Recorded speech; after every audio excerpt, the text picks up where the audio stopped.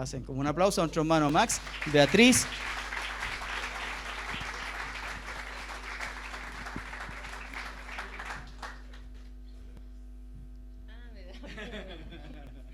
Dios les bendiga. Dios les bendiga. Amén. Gloria a Dios. Pensé que era solamente yo la que estaba media dormida todavía.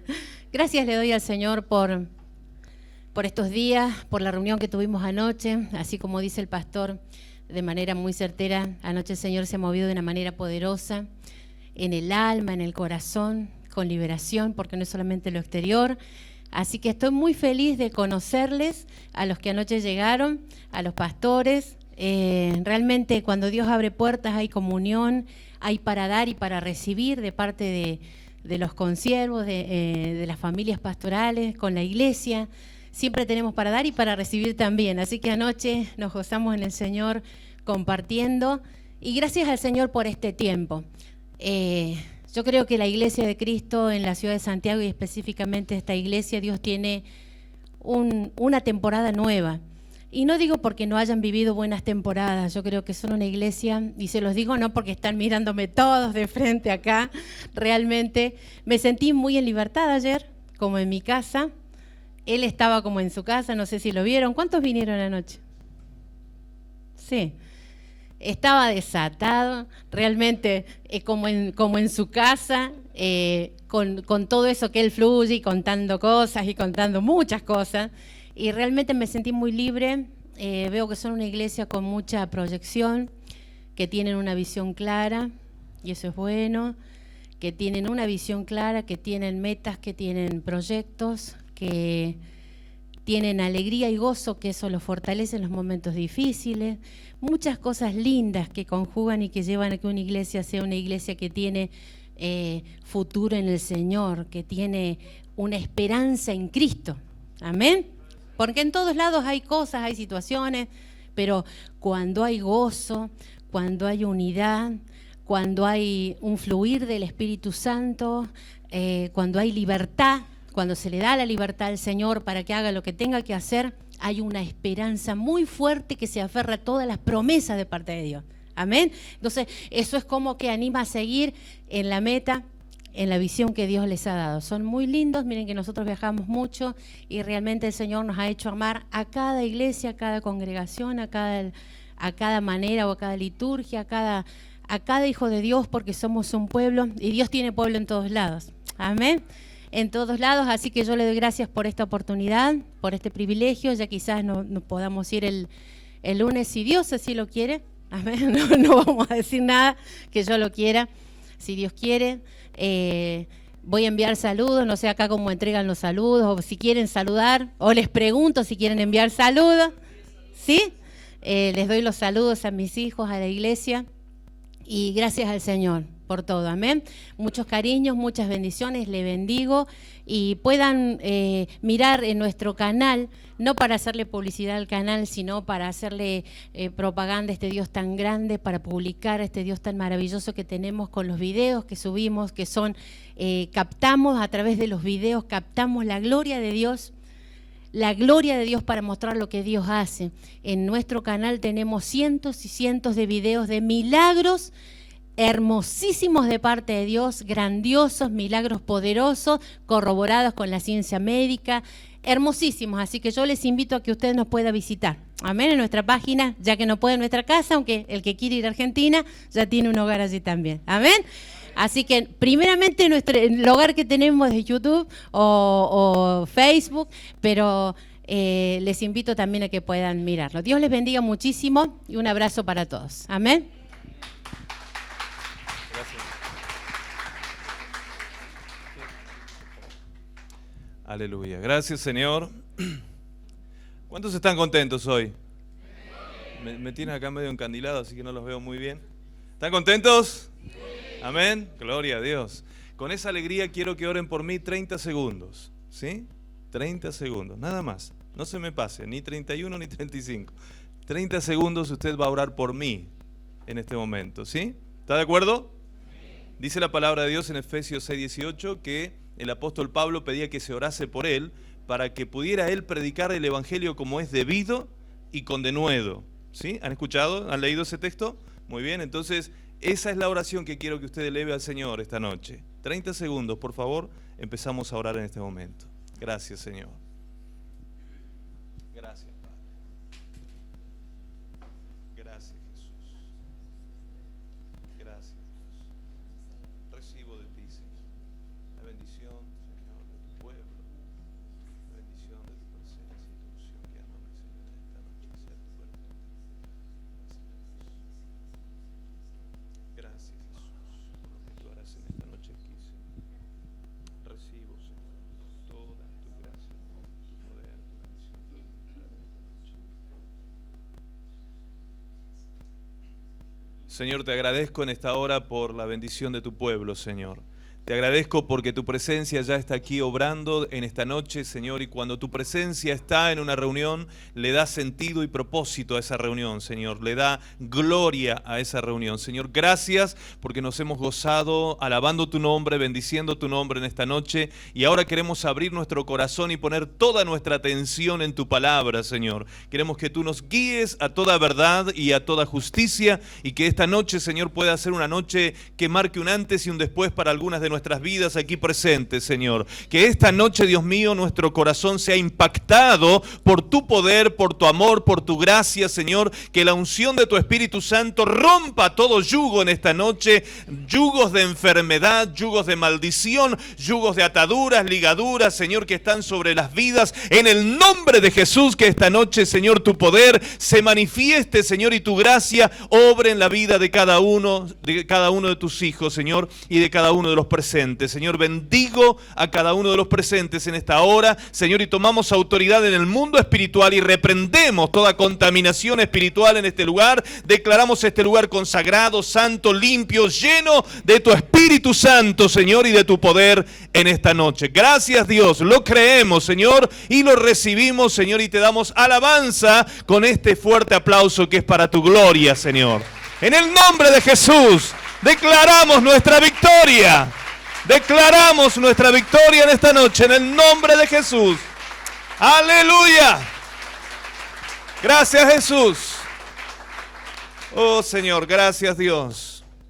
Amados, antes de entrar en las Escrituras, quiero que lea, por favor, en el libro de Marcos, capítulo 4. Marcos, capítulo 4. No voy a leer todo el texto, solo me voy a detener en el último versículo para hacer mención de algo muy importante. Todos me imagino que recordarán, gracias, me vieron con mucha sed, parece. Todos recordarán la parábola del sembrador, ¿sí o no? ¿Sí? ¿Todos recuerdan? Cuando dice Jesús contó del sembrador que salió y tiró semillas, algunas semillas dice cayeron en el camino, a la orilla del camino, entre espinos, entre pedregales, y otras en buena tierra, ¿sí? Ok, cuando Jesús habló de esto, al terminar los discípulos querían saber qué quería decir el Señor con esta parábola, y el Señor se las relata, se las describe, les dice qué significa esto de la parábola del sembrador, qué era lo que Él quería decir.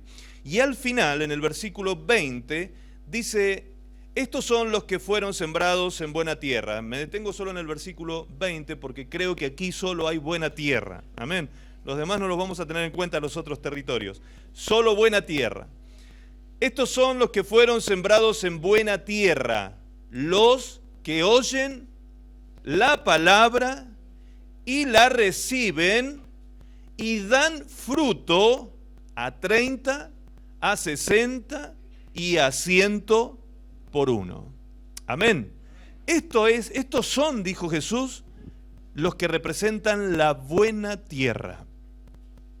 Los que oyen. Por eso en otro evangelio allí Jesús dice al final, cierra diciendo, por eso dice Jesús, mirad bien cómo oís. Ahí está la clave para hacer la diferencia, nosotros en nuestra vida, hacer la diferencia delante del Señor. Si le queremos mostrar al Señor que somos buena tierra, tierra receptiva, tierra fructífera, tierra fértil, una tierra que fluye en frutos a 30, 60 y a 100 por uno, ¿en qué se lo demostramos al Señor? En cómo oímos su palabra. Eso es lo que hace la diferencia. Cuando nosotros oímos con toda atención la palabra y la recibimos, dice el Señor, porque podemos oír con mucha atención, podemos oír con toda concentración, podemos estar sin ninguna no estar dispersos en nuestra mente, sino plenamente concentrados en lo que se está diciendo, pero no la recibimos.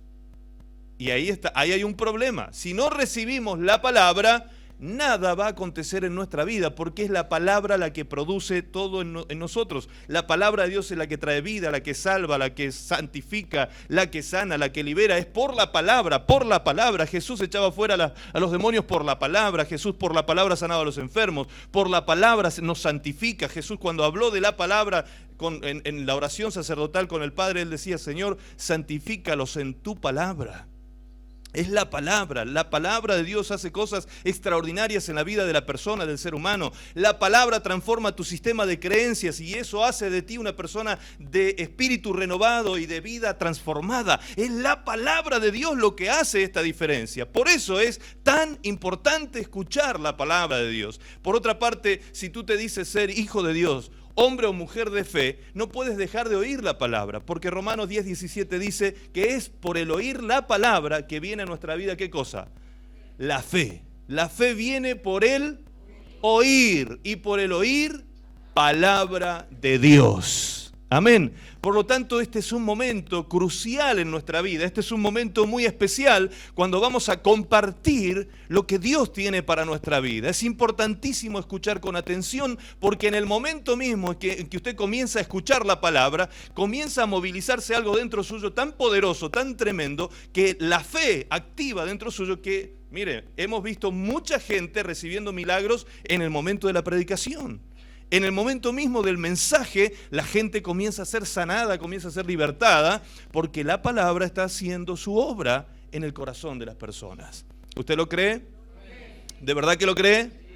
¿De verdad que lo cree? ¿De verdad que lo cree?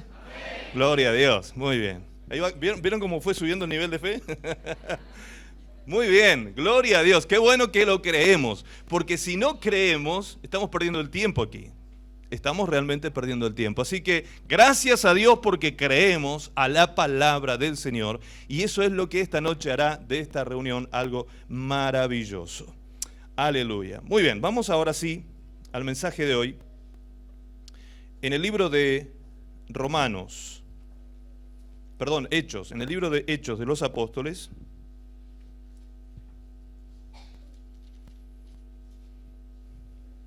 capítulo 3, versículo 11. ¿Lo muestran aquí en las pantallas? No.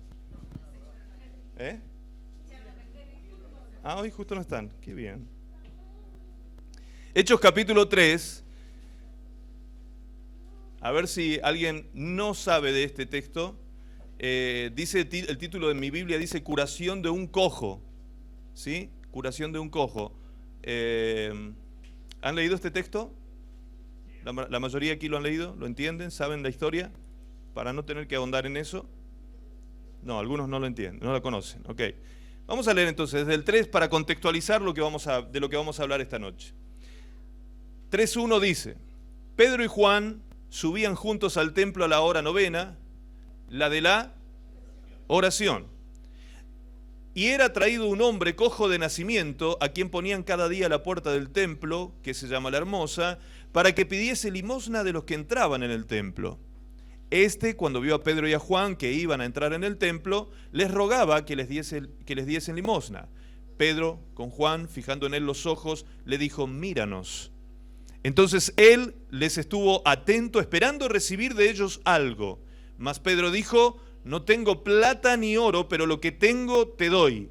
En el nombre de Jesucristo de Nazaret, levántate y anda. Y tomándole por la mano derecha le levantó, y al momento se le afirmaron los pies y tobillos, y saltando se puso en pie, y anduvo y entró con ellos en el templo, andando y saltando, y alabando a Dios, y todo el pueblo le vio andar y alabar a Dios. Y le reconocían que era el que se sentaba a pedir limosnas a la puerta del templo, La Hermosa, y se llenaron de asombro y espanto por lo que le había sucedido. Amén. Este pasaje, ¿lo conocían? Levante la mano el que lo conocía. La gran mayoría, ok. Entonces no vamos a entrar mucho en detalles en lo que pasó aquí, ya. Esto es para contextualizar solamente. Preste atención ahora a lo que sigue. Dice, y teniendo asidos a Pedro y a Juan, el cojo que había sido sanado, todo el pueblo, atónito, concurrió a ellos al pórtico que se llama de Salomón. Viendo esto Pedro, ¿qué vio Pedro? Que el pueblo vino y se agolpó a donde estaban ellos con el cojo, respondió al pueblo diciendo, varones israelitas, ¿por qué os maravilláis de esto? Esas preguntas extrañas que vemos a veces en la Biblia, ¿no? ¿Cómo no? Si era algo maravilloso lo que estaba pasando, ¿cómo no iban a estar todos maravillados? Le pregunta a Pedro, ¿por qué se maravillan de esto? ¿Sí? ¿Qué había pasado? El cojo que estaba puesto a la puerta del templo, que toda su vida había estado en esta situación, todo el mundo lo conocía al cojo, todo el mundo lo conocía porque estaba todos los días, dice, cada día de su vida era puesto a la puerta del templo para pedir limosna. Dice que este cojo fue sanado y de pronto sale saltando y alabando a Dios. Entonces todo el pueblo obviamente estaba maravillado, atónito, estaban todos perplejos, mirando esta situación que estaba aconteciendo. Todos allí se agolparon.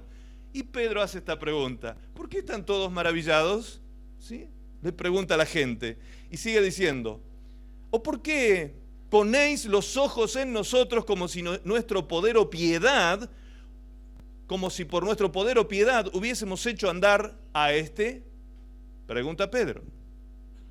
Y dice, el Dios de Abraham, de Isaac y de Jacob, el Dios de nuestros padres, ha glorificado a su Hijo, a quien vosotros entregasteis y negasteis delante de Pilato, cuando éste había resuelto ponerle en libertad. Más vosotros, mire su Biblia ahora y fíjese cómo está escrito lo que sigue. Más vosotros negasteis al santo, ¿con mayúscula o con minúscula? Con mayúscula. ¿Quién es el santo con mayúscula? Jesucristo. Dice, más vosotros habéis negado a Jesucristo, el santo de Dios, y al justo, y pedisteis que se os diese, un homicida. Y matasteis al autor de la vida, a quien Dios ha resucitado de los muertos, de lo cual nosotros somos testigos. Y por la fe en su nombre, a este que vosotros veis y conocéis, al cojo, se estaba refiriendo Pedro, le ha confirmado su nombre, y la fe que es por él ha dado a este esta completa sanidad en presencia de todos vosotros. Amén. Muy bien. Hoy le preguntaba, Señor, ¿qué es lo que debo predicar esta noche, Señor? ¿Cuál es el mensaje para tu pueblo? Yo en realidad tengo una serie de mensajes preparados ya, que uno los va preparando a lo largo del tiempo, pero hoy tenía la necesidad de dar un mensaje como de doble referencia, es decir, para aquellos que están por primera vez, que entiendan por qué hoy puede estar sucediendo un milagro en medio nuestro, en la sociedad del siglo XXI, en medio de una comunidad cristiana como esta, por qué hoy pueden acontecer milagros, pero además dar algo así como la segunda parte de lo que vimos anoche, ¿sí? De todo lo que aprendimos anoche, dar una segunda parte para poder reafirmar el contenido, poder fijar contenidos en nuestra mente, en nuestro espíritu, y de esa manera habilitar lo que anoche hablábamos aquí. Creo que quedó bastante claro, ¿no? Que teníamos ¿cuántos propósitos en la vida? 3 propósitos, muy bien. ¿Uno hacia dónde? ¿Qué se llama? Ministerio de la Reconciliación. El otro propósito es, ¿qué hay que hacer acá? ¿A quién tengo que edificar? El cuerpo de Cristo. Es decir, tengo que estar muy preocupado y ocupado trabajando para el otro, no para mí. ¿Sí? ¿Quedó claro eso anoche? Muy bien. Tercer propósito, hacia adentro. Llegar a la estatura del varón perfecto. Muy bien, ¿sí? Estos 3 propósitos básicamente son los que tenemos que llevar a cabo y están dentro del gran propósito general de Dios para nosotros los que hemos sido llamados conforme a su propósito, dice la palabra. Jesús decía anoche que también fuimos llamados para dar ¿qué cosa? Fruto. ¿Recuerdan eso? Jesús dijo, no me elegisteis vosotros a mí, sino que yo os elegí a vosotros. ¿Para qué? Para que llevéis fruto y vuestro fruto permanezca. ¿Quiénes son los que dan fruto? Dijo el texto que leíamos recién en Marcos 4.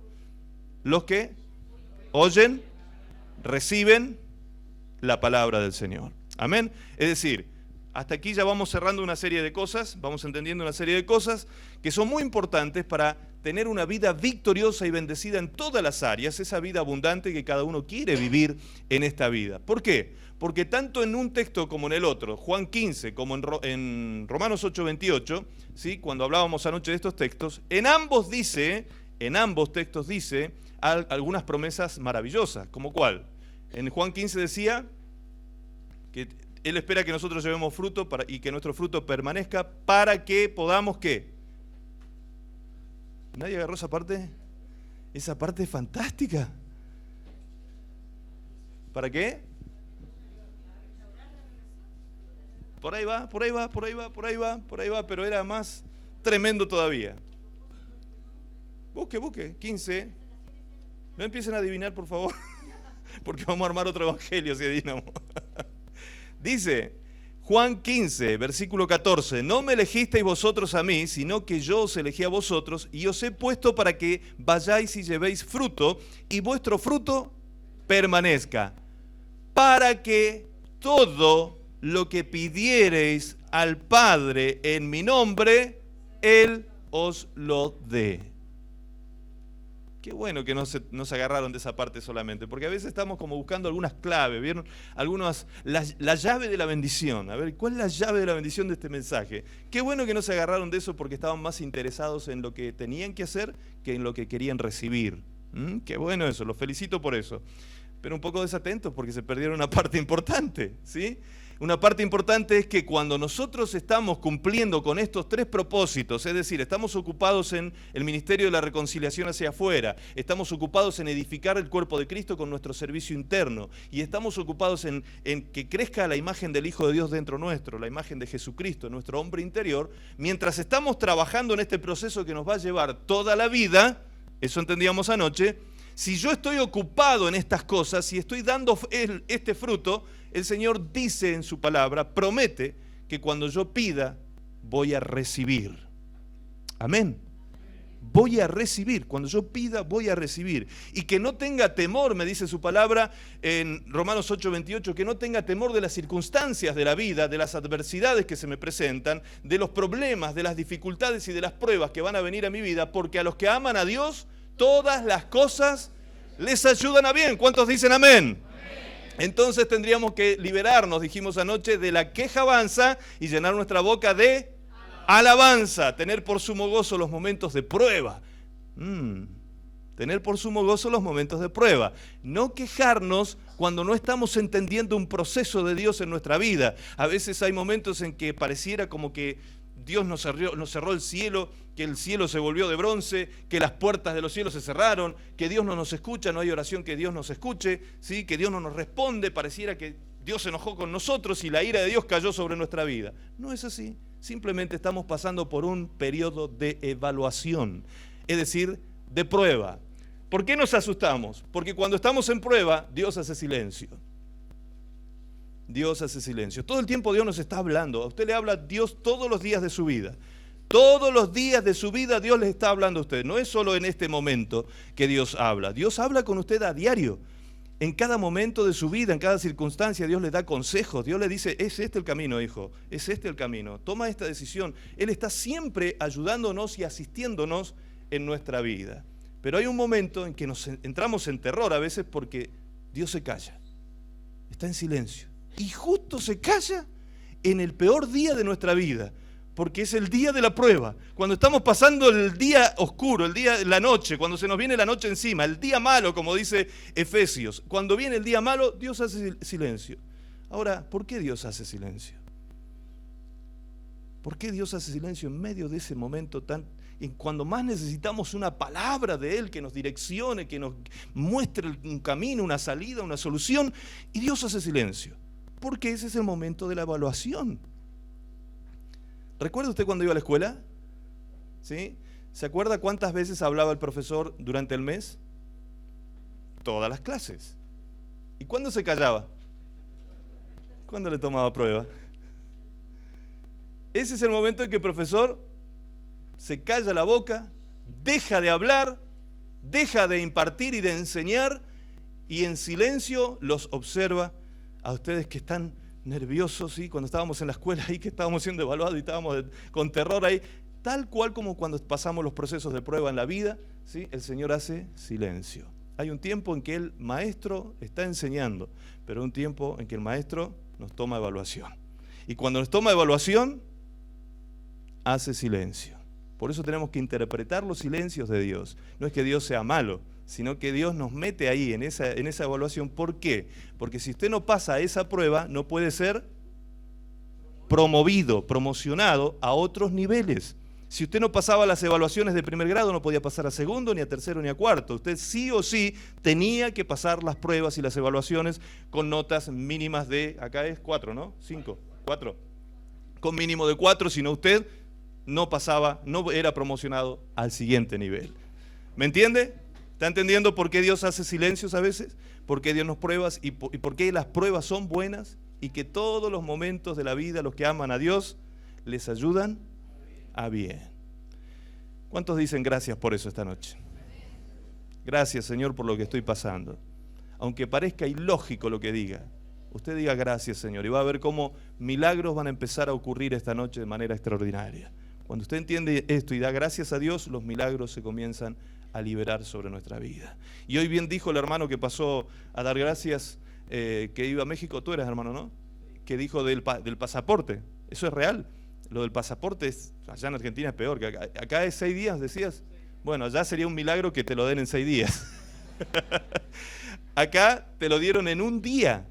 En un día un pasaporte, eso es imposible, eso es un milagro. Él dijo, utilizó la palabra milagro y está bien ubicada esa palabra allí. ¿Por qué? Porque cuando hablamos de milagros muchas veces asociamos milagro con sanidad. No, la Biblia hace una clara distinción entre sanidades y milagros. Señales, prodigios, hace una clara distinción. Y la jurisprudencia, podríamos decir, de la palabra milagros, comprende todas estas cosas que son imposibles para nosotros y que Dios las hace posibles. Amén. Todo lo que para usted es imposible cambiar, si usted esta noche le pide un milagro a Dios, si usted esta noche le pide que Dios intervenga en ese imposible, Dios lo transforma en algo posible. Y la gran noticia, ¿saben cuál es? Que para Dios es fácil. Eso es lo más grandioso que Dios me ha hecho comprender, que para Dios es fácil. Lo vas a leer ahí en ese libro también. Que para Dios es fácil. Es fácil. ¿Y por qué es fácil? Porque Él es todopoderoso. Para alguien como Dios, que es todopoderoso, nada le es difícil. De hecho, la palabra dice, lo que es difícil para el hombre, posible es para Dios. Amén. ¿Me va entendiendo? Yo quiero que se abra su entendimiento para que usted comience a comprender por qué esta noche van a ocurrir milagros aquí. Milagros. Y cuando hablamos de milagros ya nos queda claro que no estamos hablando solo de sanidades, sino que Dios puede intervenir en tu familia, en tu matrimonio, en tu esposo, en tu esposa, en tus hijos, en tus cosas, en tus finanzas, en tus proyectos, en tu estudio, en tu intelecto, en distintas áreas de tu vida donde tú necesitas que un imposible ocurra. Que un imposible ocurra. Y el único que tiene la facilidad de hacerlo es Dios. Y lo único que Dios te pide para que el milagro ocurra, ¿sabe qué es? Fe. Solamente fe. ¿Recuerdan el imposible de Jairo? Cuando va Jesús y le dice, Señor, mi hija está agonizando. Cuando Jesús sale rumbo a la casa de Jairo, dice que una mujer se la atraviesa y recibe sanidad. Una mujer que hacía 12 años sufría de flujo de sangre y recibe sanidad en ese momento. Y Jesús se para y se pone a hablar con la mujer. Se pone a hablar con la mujer. Yo si fuera Jairo no sé qué hago, me vuelvo loco. Si yo estaba llevando a Jesús, que era el autor de la vida, lo estaba llevando a mi casa para que sane a mi hija, que estaba agonizando, y de pronto se cruza esta viejita. ¿Sí? Yo no sé qué hago en ese momento. No sé qué hago con la viejita y con el Señor, porque Jairo estaba desesperado, su hija estaba agonizando. Y en ese preciso instante vienen de la casa de Jairo, dice la palabra, y le dicen a Jairo, no molestes más al maestro, tu hija ha muerto. Esa es la peor noticia que un padre puede escuchar. Tu hija ha muerto. Es decir, no hay nada que hacer, no hay más nada que hacer, ya está, se perdió todo. Y en ese momento, cuando pareciera que está todo perdido y ya la sanidad era imposible porque la niña había muerto, en ese momento es cuando Jesús lo mira a Jairo y le dice, lo mira a Jairo, dice el texto así claramente, dice que mira a Jairo, cuando Jesús escucha lo que se decía, lo mira a Jairo y le dice, Jairo, no temas, cree solamente. Qué impresionante eso, hermanos. Cree solamente, Jairo, no temas. Cree solamente. Esto te lo dice el Señor a ti en esta noche. No temas, no temas, no temas. Cree solamente. Cuando el Señor te dice no temas, te está diciendo que el temer es lo contrario a creer. ¿Me entiendes? El temer, el tener temor es fe, pero es una fe negativa. Es creer más en lo malo que en lo bueno. Es creer que la enfermedad puede más que Dios. Es creer que un decreto de la ciencia puede más que Dios. Y de paso digo, anoche lo dije y lo repito hoy, honro a los hombres de ciencia, y veo que aquí hay varios hermanos de ciencia, de que están en las ciencias médicas, y honro a los hermanos de ciencia, pero tenemos que entender que Dios está más allá de nuestros conocimientos limitados, humanos. El científico que es honesto consigo mismo sabe de sus limitaciones. Para Dios no hay límites, no hay límites de conocimiento. De hecho, la palabra de Dios dice que el que le da ciencia al hombre, ¿quién es? Dios. Dios es el que le ha soltado un poco de conocimiento al hombre para que el hombre pueda sobrevivir y seguir adelante con una mejor calidad de vida. Pero Dios tiene toda sabiduría, todo conocimiento, todo poder, y Él puede hacer lo que para nosotros es imposible. ¿Lo crees? ¿Lo crees? ¿Lo crees? Entonces se comienzan a soltar los milagros ahora mismo sobre tu vida. Amén. Solamente cree, dijo Jesús, solamente cree, solamente cree. Caminaron hacia la casa de Jairo, llegaron, se encontraron con todo el mundo alborotado allí. Otra pregunta de esas raras que encontramos en la Biblia. ¿Qué dijo Jesús? ¿Por qué están así, alborotados? ¿Cómo? ¿Por qué están alborotados? Se murió la nena. La nena de 12 años se murió, todos están llorando. ¿Por qué se murió? Y otra vez, otra expresión rara del Señor. El Señor dice, no, la nena no está muerta, está durmiendo. Se fue a dormir la siesta. Y dice que los que estaban llorando y alborotados se pusieron a burlar de Jesús. Y en ese momento Jesús dice, bueno, muchachos incrédulos, córranse, salgan afuera por favor, me dejan solo con mamá y papá. Pedro, Juan y Jacobo, vengan por favor, entren conmigo. Y entraron a la habitación de la nena solamente ellos con sus papis, ¿sí? Es decir, los que tenían la necesidad, los interesados y aquellos que estaban aprendiendo. Pedro, Juan y Jacobo estaban aprendiendo algo que después ellos iban a tener que repetir a lo largo de su vida y su ministerio, a resucitar muertos, a sanar enfermos, a liberar personas oprimidas por el diablo. Amén. ¿Vamos entendiendo hasta aquí todo este proceso? Muy bien. Jesús llega y da la orden a la niña muerta diciendo, Talita, cumi. A ti te digo, niña, levántate. Y al instante la niña se levantó y como tenía 12 años, dice que Jesús ordenó que se le diese de comer y todos estaban espantados, dice el texto. Espantados, es decir, los que primero estaban llorando, después se burlaban y ahora pasaron al espanto. O sea, en cuestión de segundos, de minutos, de una situación a otra pasaron de una manera extraordinaria. Esta gente que primero lloraba, luego se burlaba y después estaba espantada. No hicieron nunca hicieron algo bueno esa gente, en definitiva. Nunca hicieron algo positivo, no aportaron nada con la situación. ¿Se dan cuenta? Hasta el final, después, cuando hubo milagros, se espantaban. ¿Será posible?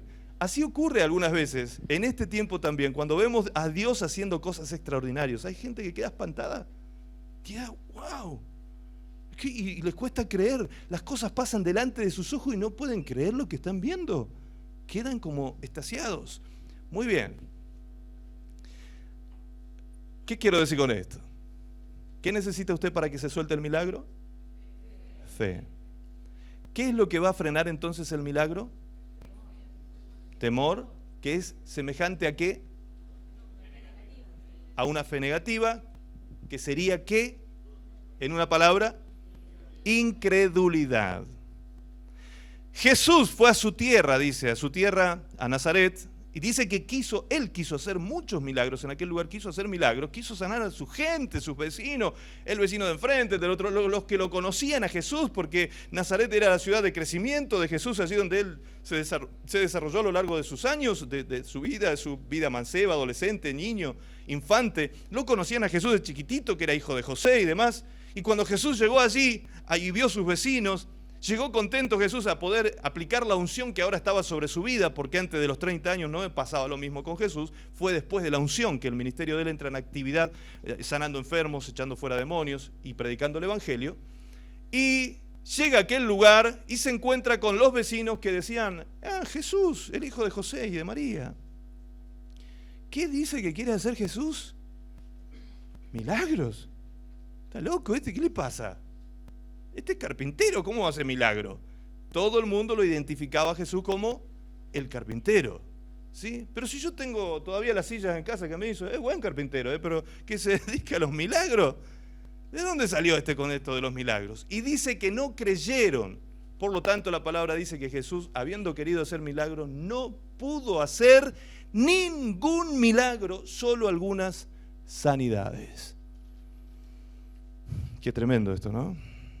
A veces vamos a nuestros seres queridos, a nuestros afectos más cercanos, a nuestros vecinos, a los que nos conocen de toda la vida, y queremos compartirles la gran noticia de Jesucristo, la gran noticia de lo que es la bendición de tener a Jesús en nuestras vidas, de lo que Él hace en nuestra familia, en nuestro corazón, y sin embargo aquellos que más nos conocen son los que a veces menos creen en lo que Dios puede hacer, ¿sí? Y la incredulidad frena, absolutamente frena el milagro. ¿Por qué les digo esto a ustedes? Porque ustedes son mis afectos. Yo vengo aquí a predicarle de un Dios de milagros, y si ustedes no creen, se lo pierden. Se lo pierden. Así de sencillo. ¿Por qué tengo que explicar esto? Yo cada vez que llego a algún lugar, hoy no lo hice ni ayer, pero cada vez que llego a algún lugar, les enseño a la gente el título que yo tengo, el título que ostento para ministrar milagros. ¿Por qué es que yo tengo el poder de ministrar milagros? ¿Sí? ¿Te acuerdas del título, pastor?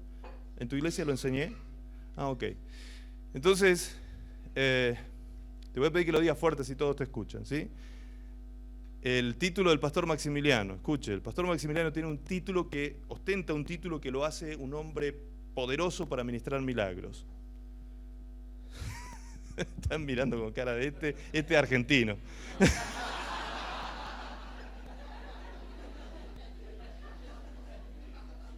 Les puedo leer los pensamientos.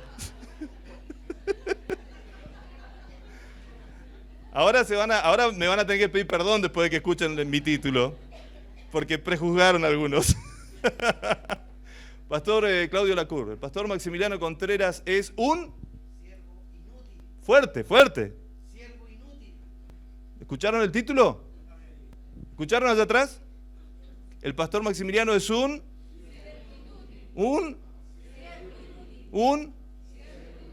¿Le quedó claro? ¿Por qué? ¿Qué dice la palabra? Que aunque nosotros hiciésemos todas las cosas que debemos hacer, aún así, siervos inútiles somos. ¿Se da cuenta? Entonces, cuando uno entiende lo que uno es, ahora vamos a ir al texto de Hechos 3, tengo que hacer esta introducción para que usted lo entienda luego a Pedro. Cuando uno entiende lo que uno es, sin Cristo, ¿sí? Cuando uno anda con Cristo, pero sin Cristo operando, sin la identidad de hijo, es un siervo inútil. Es un siervo inútil. ¿Por qué le digo esto? Porque usted tiene que poner sus ojos de la fe, enfocar su fe correctamente. Si usted llegó hoy aquí pensando que el pastor que estaba de visita podía poner la mano sobre usted y algo imposible iba a ocurrir y el milagro iba a suceder, se va a ir como llegó. Porque yo no tengo ningún poder, ninguna virtud, ninguna cosa extraordinaria en mi vida, en mi persona, que pueda operar en usted algún milagro. Si yo enseñara eso, sería un hereje. ¿Me entiende? El único que hace milagros es Dios. El único que tiene poder, todo poder para operar un milagro extraordinario en su vida es Dios, y lo recibe en la persona de Jesucristo. Todo lo que pidamos al Padre en su nombre será hecho. ¿Lo cree? Todo lo que pidamos al Padre en su nombre, en el nombre de Jesús, aquel que pagó el precio en la cruz del Calvario por su vida, entonces sí, será hecho. Yo no tengo nada para impartir sobre usted en lo personal. Todo lo que pueda haber en mí para compartir con usted es lo que Él puso en mi vida, lo que Él puso en mi corazón para entregarle. Así que usted ahora, ¿dónde tiene que poner los ojos de la fe? En Jesucristo, el Hijo de Dios. Hebreos 12:2 dice, puesto los ojos en Jesús, autor y consumador de nuestra fe. En Cristo, amados. En Cristo Jesús. Si usted pone sus ojos en Cristo, usted nunca va a ser defraudado. Si usted pone sus ojos en mí, seguro que yo lo voy a defraudar. Seguro, porque soy un hombre falible. Tengo errores tal como usted tiene y le puedo fallar. Si usted pone su fe en mí, la palabra dice, aquel que pone su confianza en el hombre, cae en maldición. ¿Usted quiere maldición o bendición? Entonces, ¿en quién tiene que poner los ojos? En Jesucristo, el Hijo de Dios. ¿Está claro eso? Amén. Ahora sí entremos aquí al texto de Hechos 3 y vamos a entender lo que dice Pedro. Versículo 11. 3:11.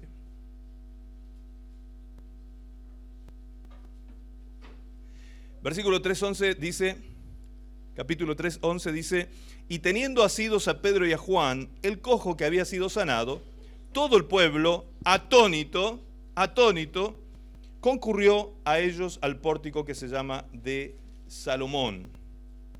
Viendo esto, Pedro respondió al pueblo, varones israelitas, ¿por qué os maravilláis de esto? ¿O por qué ponéis los ojos en nosotros como si por nuestro poder o piedad hubiésemos hecho andar a este? Aquí Pedro lo primero que hace en este mensaje que él se ve obligado a dar, porque vemos a un Pedro que viene llegando con un plan. ¿Cuál era el plan de Pedro al ir al templo? Orar. La palabra dice en 3:1 que iba Pedro y Juan al templo a la hora de la oración, entonces el plan de ellos era orar. Y el plan del cojo ese día era pedir. O sea, esos eran los planes que ellos tenían. El cojo ese día se levantó pensando en pedir. Y Pedro y Juan ese día planificaron ir a orar. Y el Señor se metió en esta situación, Dios se metió en esta situación para hacer algo estratégico, porque luego de esto miles de personas vinieron al conocimiento de Jesucristo. Amén. Ahora, cuando esto ocurre, el mismo Pedro es sorprendido por la fe, la impartición de fe que hay en él, en la vida de Pedro en ese momento es impresionante. ¿Por qué? Porque llega al templo, hágase la película, lo que leíamos recién, llega al templo y se encuentra con el cojo que está tirado allí a la orilla de la puerta. Y dice que el cojo extendió su mano esperando recibir de ellos algo. Es decir, el cojo llegó con el plan de pedir. Y cuando lo ve a Pedro y Juan, siguió con el mismo plan, no cambió el plan, ¿sí? Pedir. Ahora, ¿este cojo conocía a Pedro y a Juan? ¿Por qué está tan seguro?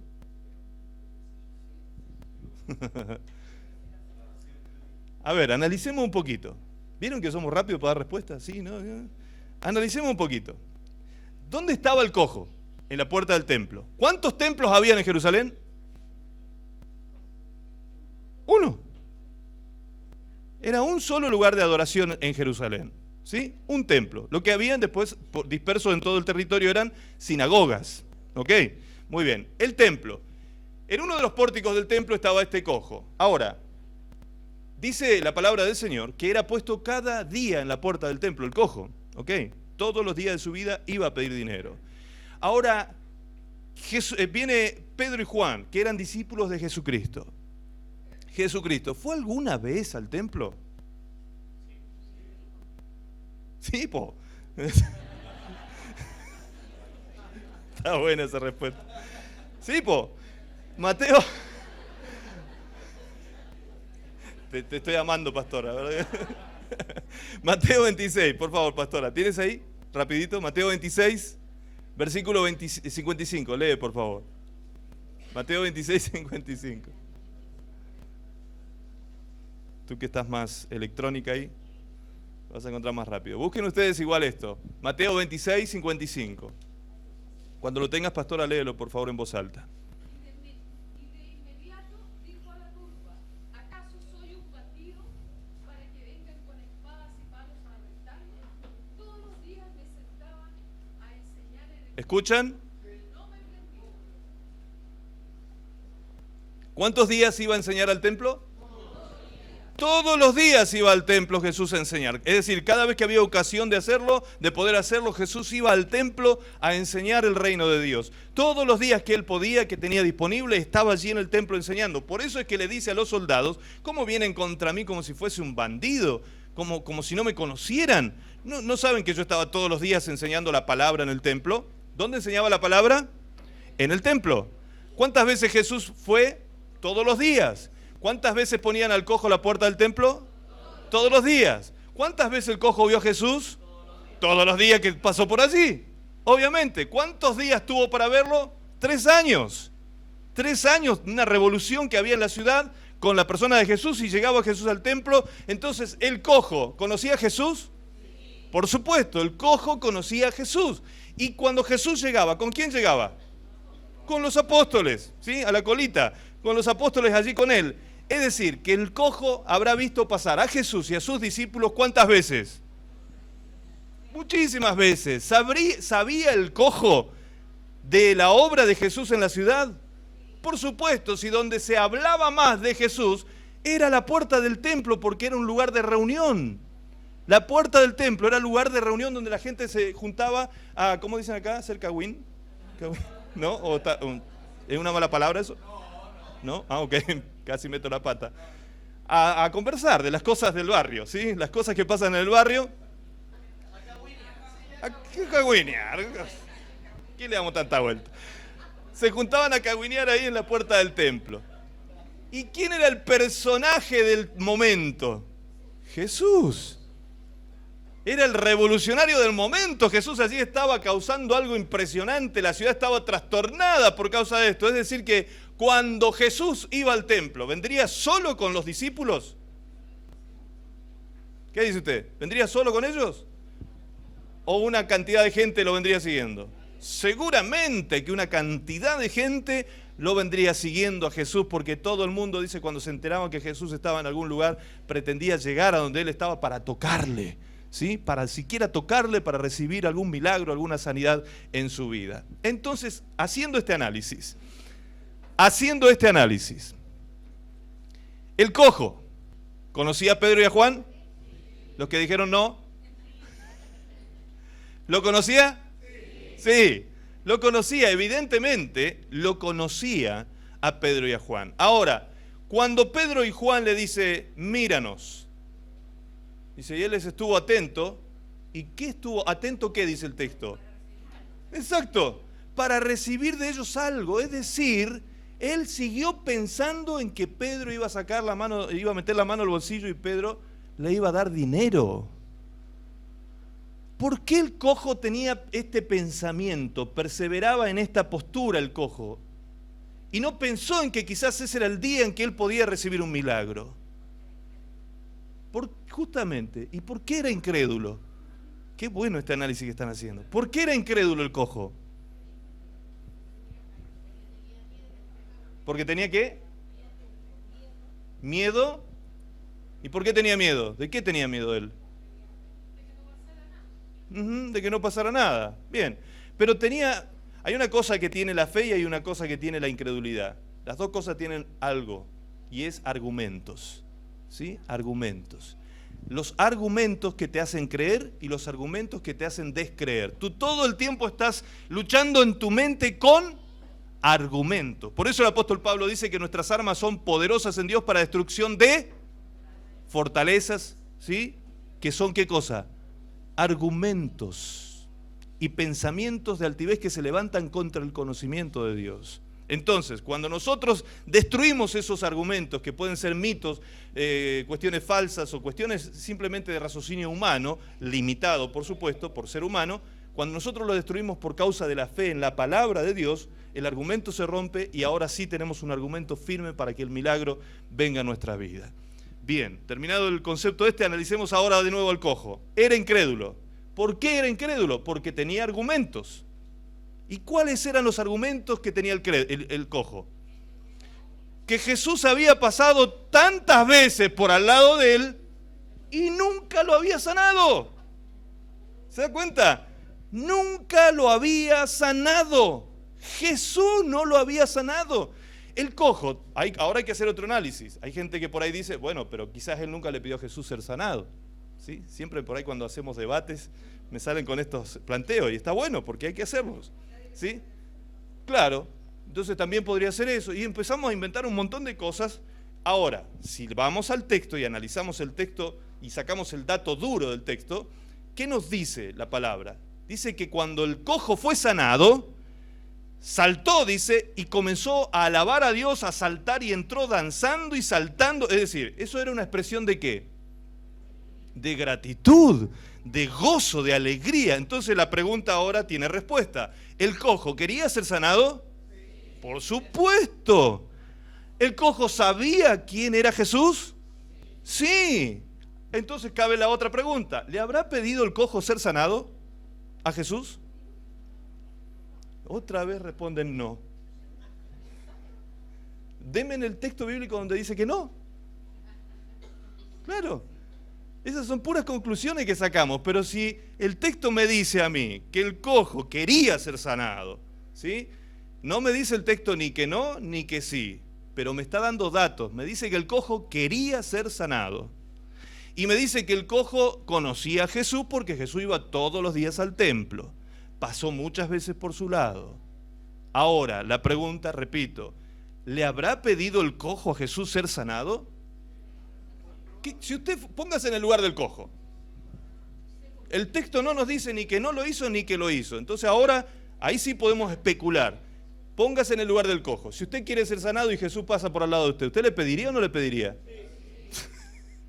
¿Cómo no le va a pedir?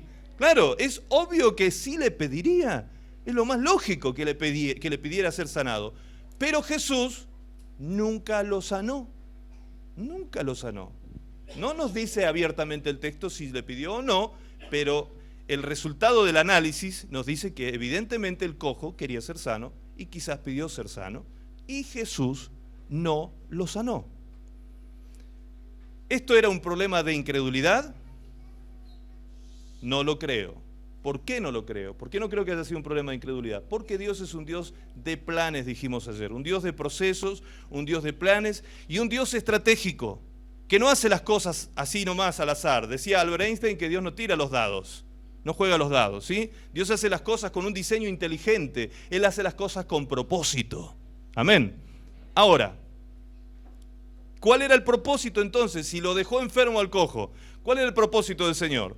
Que cuando Pedro y Juan ese día fueran al templo, ahí fuera sanado el cojo y por causa de eso Pedrito se viera obligado a explicar lo que estaba ocurriendo.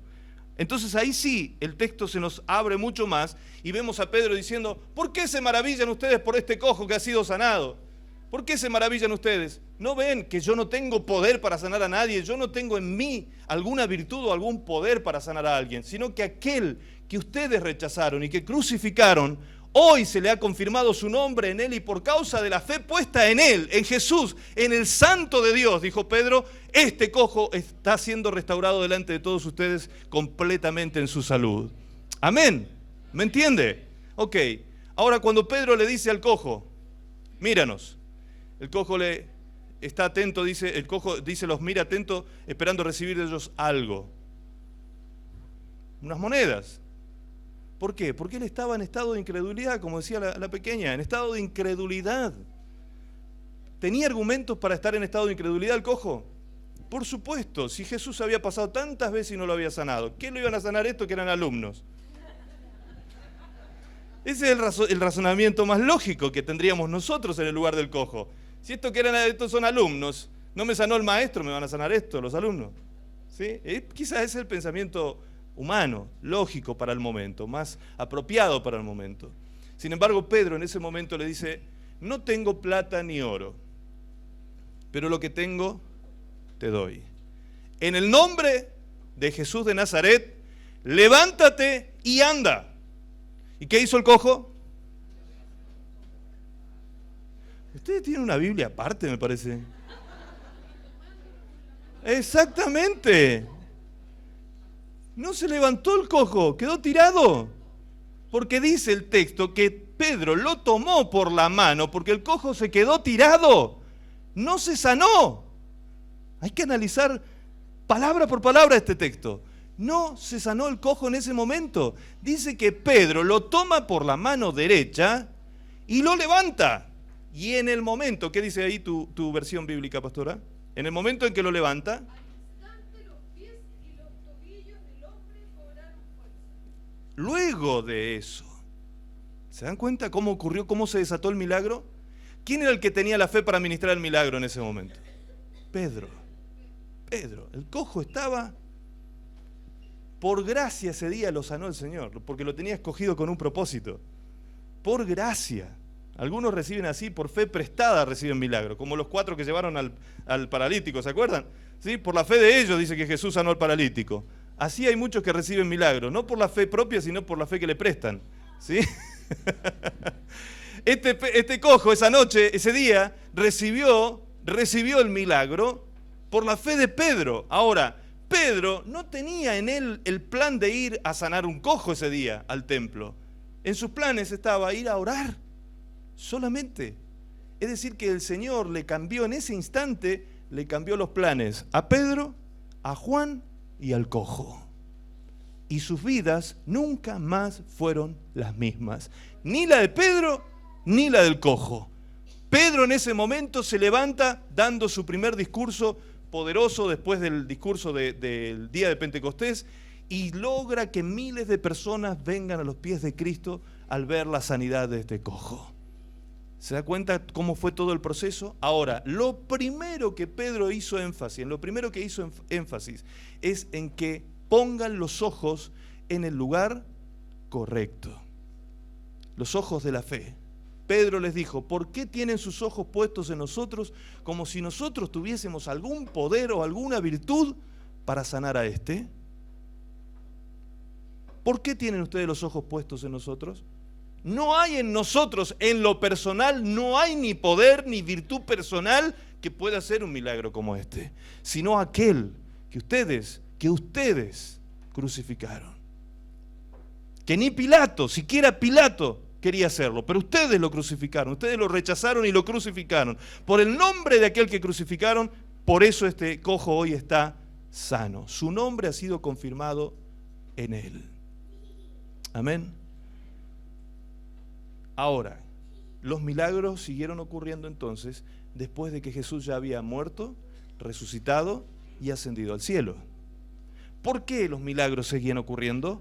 Porque Jesús dijo, así como tú me enviaste a mí, en Juan 17, Jesús dijo en la oración sacerdotal, así como tú me enviaste a mí, Padre, le dijo a Dios, así como tú me enviaste a mí, yo los envío a ellos. ¿Cómo lo envió el Padre a Jesús? Lo envió ungido. Esa es la clave. ¿Por qué hoy ocurren milagros también en este tiempo? Lucas capítulo 4, versículo 18. 4:18.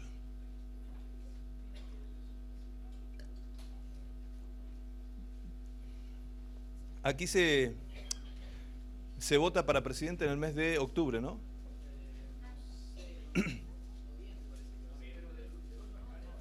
No, ya sé, pero ¿en qué mes del año se vota? ¿En noviembre? ¿Y cuándo toma el gobierno el presidente acá? En el mes de marzo. Ok. Muy bien. Dice el texto de Lucas 4:18. Vamos a leer desde el 16 para que se entienda el contexto. Vino a Nazaret, donde se había criado, y en el día de reposo entró en la sinagoga conforme a su costumbre y se levantó a leer. Y se le dio el libro del profeta Isaías y habiendo abierto el libro, halló el lugar donde estaba escrito, el Espíritu del Señor está sobre mí por cuanto me ha ungido para dar buenas nuevas a los pobres, me ha enviado a sanar a los quebrantados de corazón, a pregonar libertad a los cautivos y vista a los ciegos, a poner en libertad a los oprimidos y a predicar el año agradable del Señor. Y enrollando el libro lo dio al ministro y se sentó. Y los ojos de todos en la sinagoga estaban fijos en él y comenzó a decirles, hoy se ha cumplido esta escritura delante de vosotros. Bien, vamos a tratar de entender este texto. Algunos me están mirando como preguntándose, ¿qué está intentando decir este hombre? ¿Sí? Como, ¿qué está intentando enseñar? Los que están poniendo esa cara quizás no estuvieron ayer. Pero los que estuvieron ayer, ¿me están entendiendo hasta aquí? ¿Se acuerdan lo que hablamos ayer? Por eso hice un refresh de lo que vimos ayer. ¿Me están entendiendo? ¿Sí? ¿Hasta aquí? Ok. Muy bien. Traten los demás de sumarse a esto ahora. Dice, el Espíritu del Señor está sobre mí por cuanto me ha ungido para dar buenas nuevas a los pobres, y luego da una serie de actividades que iba a hacer a partir de que el Espíritu del Señor vino sobre él y le ungió. Ahora, pregunté recién lo de los presidentes, ¿por qué? Si se vota en el mes de octubre o noviembre, ustedes saben entonces, ya en noviembre, ustedes saben quién va a ser el próximo presidente de la nación, ¿sí o no? Ustedes saben que todos esos meses, hasta marzo, ya la persona, es más, ya se le llama presidente, inclusive, se le llama presidente electo, ¿sí? Se le llama así aquí también, el presidente electo. Desde el mes de noviembre en adelante ustedes ya saben quién es el presidente electo. Ahora, entre noviembre y marzo, ¿esa persona puede tomar alguna iniciativa, llevar a cabo algún acto de gobierno presidencial? Ningún acto. ¿Por qué? ¿Qué está faltando? Que lo unjan, exactamente. Esa es la palabra del protocolo presidencial. Cuando un presidente toma el mando, lo que a ese momento se le llama así, precisamente, se lo unge presidente de la nación. Lo que está simbolizando el acto de la unción sobre la persona es que el pueblo le entrega el poder a esta persona para que administre los destinos de la patria, ¿sí? Entonces, una persona ungida es una persona que recibe un poder para llevar a cabo acciones. Ahora, la persona puede, Jesús mismo, por ejemplo, él antes de los 30 años, ¿podía funcionar como el Mesías y predicar y hacer lo que quisiera como Mesías, el Salvador y todo lo demás? No, no podía hacer nada porque él vino a guardar la ley. No a abrogarla, sino a guardarla, a cumplirla completo. Y la ley decía que él, antes de los 30 años, no podía fungir como sacerdote o profeta, o en este, sí, bien digo, como sacerdote, no podía él trabajar dentro de esa función sacerdotal. Entonces él esperó su tiempo. Llegó el día, llegó la hora, Jesús va al Jordán, recuerden este pasaje del capítulo 3 de Lucas, Jesús va al Jordán, donde está Juan el Bautista, y está allí bautizando. Dice que en el momento en que Jesús va a las aguas a bautizarse, el cielo, ¿qué hizo? Se abrió. ¿Y quién descendió? El Espíritu Santo descendió en forma de paloma y se posó sobre Jesús, dice el texto. Se vino como en forma de paloma y se posó sobre Jesús. Entonces pregunto, ¿el Espíritu Santo estaba afuera o adentro de Jesús? Estaba afuera, dice que estaba sobre Jesús. Ahora, cuando Jesús sube del río, sube de las aguas, dice, ahora Jesús sale de las aguas lleno del Espíritu Santo. Entonces, si está lleno del Espíritu Santo ahora, ¿dónde está el Espíritu? ¿Afuera o adentro? Adentro de Jesús. Y no solo estaba adentro, ahora Jesús estaba lleno del Espíritu Santo. Dice que el Espíritu lo lleva al desierto. ¿Quién lo llevó a Jesús al desierto? El Espíritu Santo. Hay algunas versiones bíblicas que dice el Espíritu, y fue impelido, dice, por el Espíritu al desierto. Impelido, usa esta palabra. La palabra impelido significa empujado, ¿sí? Es decir, fue empujado por el Espíritu al desierto. ¿Quién es el que nos mete en los desiertos? El Espíritu Santo de Dios. Nos mete en los desiertos, eso es para otro día. Pero allí Jesús fue llevado por Jesús al desierto. Y dice Lucas 3, versículo 16. Bien, me están ayudando ahora. Lucas 3, ¿sí? ¿Dónde estábamos? No, perdón, 4, versículo 14. 4:14 dice, y Jesús volvió en el poder del Espíritu a Galilea. Es decir, el Espíritu vino sobre, el Espíritu Santo lo llenó, lo llevó al desierto y lo trajo ¿cómo? En el poder del Espíritu. Eso fue un investimiento de poder que tuvo Jesús en este proceso de ayuno que llevó a cabo por 40 días en el desierto. Fue investido Por eso lo que él fue a hacer a la sinagoga, saliendo de allí, él se va a la sinagoga y lee el rollo de Isaías y les dice, esto que dice aquí se ha cumplido delante de ustedes en este día. Es decir, él estaba investido, tenía la investidura mesiánica sobre su vida. La unción había sido activada en él. Amén. Él pasó por el protocolo de ser ungido, recibió la unción y dice, esta unción la he recibido para, ¿qué cosa? Dar buenas nuevas a los pobres. Me han enviado a sanar a los quebrantados de corazón, a pregonar libertad a los cautivos, vista a los ciegos y a poner en libertad a los oprimidos. Es decir, ¿puedo yo sin la unción hacer esas cosas? No. Para hacer esas cosas tenemos que tener la unción. Jesús tenía esta unción tremenda y poderosa por la cual él podía sanar los enfermos, echar fuera demonios y predicar la palabra. Hechos capítulo 10. Hechos capítulo 10. Versículo 37. Hechos 10, 37. Dice, vosotros sabéis lo que se divulgó por toda Judea, comenzando desde Galilea, después del bautismo que predicó Juan, cómo Dios ungió con el Espíritu Santo y con poder a Jesús de Nazaret, y cómo éste anduvo haciendo bienes y sanando a todos los oprimidos por el diablo, porque Dios estaba con él. Ahí está la clave. Dice que Jesús pudo hacer todas estas cosas porque había sido ungido por el Espíritu Santo de Dios y con poder. Por eso él podía liberar a los oprimidos por el diablo. Sanar, dice, a los oprimidos por el diablo. Y aquí hay información científica para los hermanos que trabajan en la ciencia médica. Hay información científica, dato duro científico en este texto. Porque ¿qué dice? Sanar a los oprimidos. Oprimidos. La opresión es una fuerza externa que empuja, podríamos decir, o inflige fuerza hacia un centro, hacia adentro. Como si yo le agarro la cabeza a usted con mis dedos y le oprimo la cabeza. Eso es opresión, eso es una opresión, pero eso es una fuerza física. Ahora dice aquí que Satanás oprimía a la gente. Satanás, el diablo, oprimía y por causa de eso enfermaba a las personas. ¿Qué es eso? ¿Cómo se lo llama eso hoy en la ciencia médica? No estoy hablando de una enfermedad. Dice que él sanaba a todos los enfermos, a todos los oprimidos por el diablo. Es decir, que enfermedades había muchas, resultados de opresión demoníaca. Pero hay un tipo de enfermedad que tiene hoy un nombre técnico, científico. Psicosomático. Las enfermedades psicosomáticas. ¿Dónde empiezan esas enfermedades? En la psiquis de la persona. ¿Y qué hacen luego?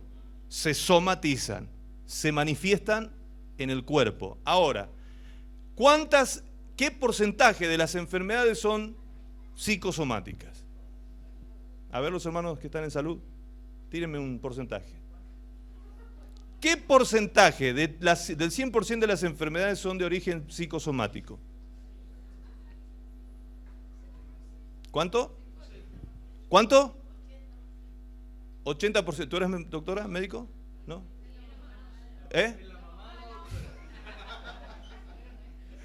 Va muy bien. El 80%. Amados, justamente lo que la hermana dice, esa información la sacaste de algún dato, ¿no es cierto? De alguna fuente. Leyendo, justamente. Hoy la ciencia médica ha descubierto que el 80%, preste atención por favor, el 80% de las enfermedades son de origen psicosomático, o son psicosomáticas, mejor dicho. Son enfermedades psicosomáticas. Ahora, hace poquito tiempo estuve hablando con una científica que trabaja en el área de la medicina en Cuba, en unos avanzadísimos laboratorios de salud en Cuba, y ella me dio este dato.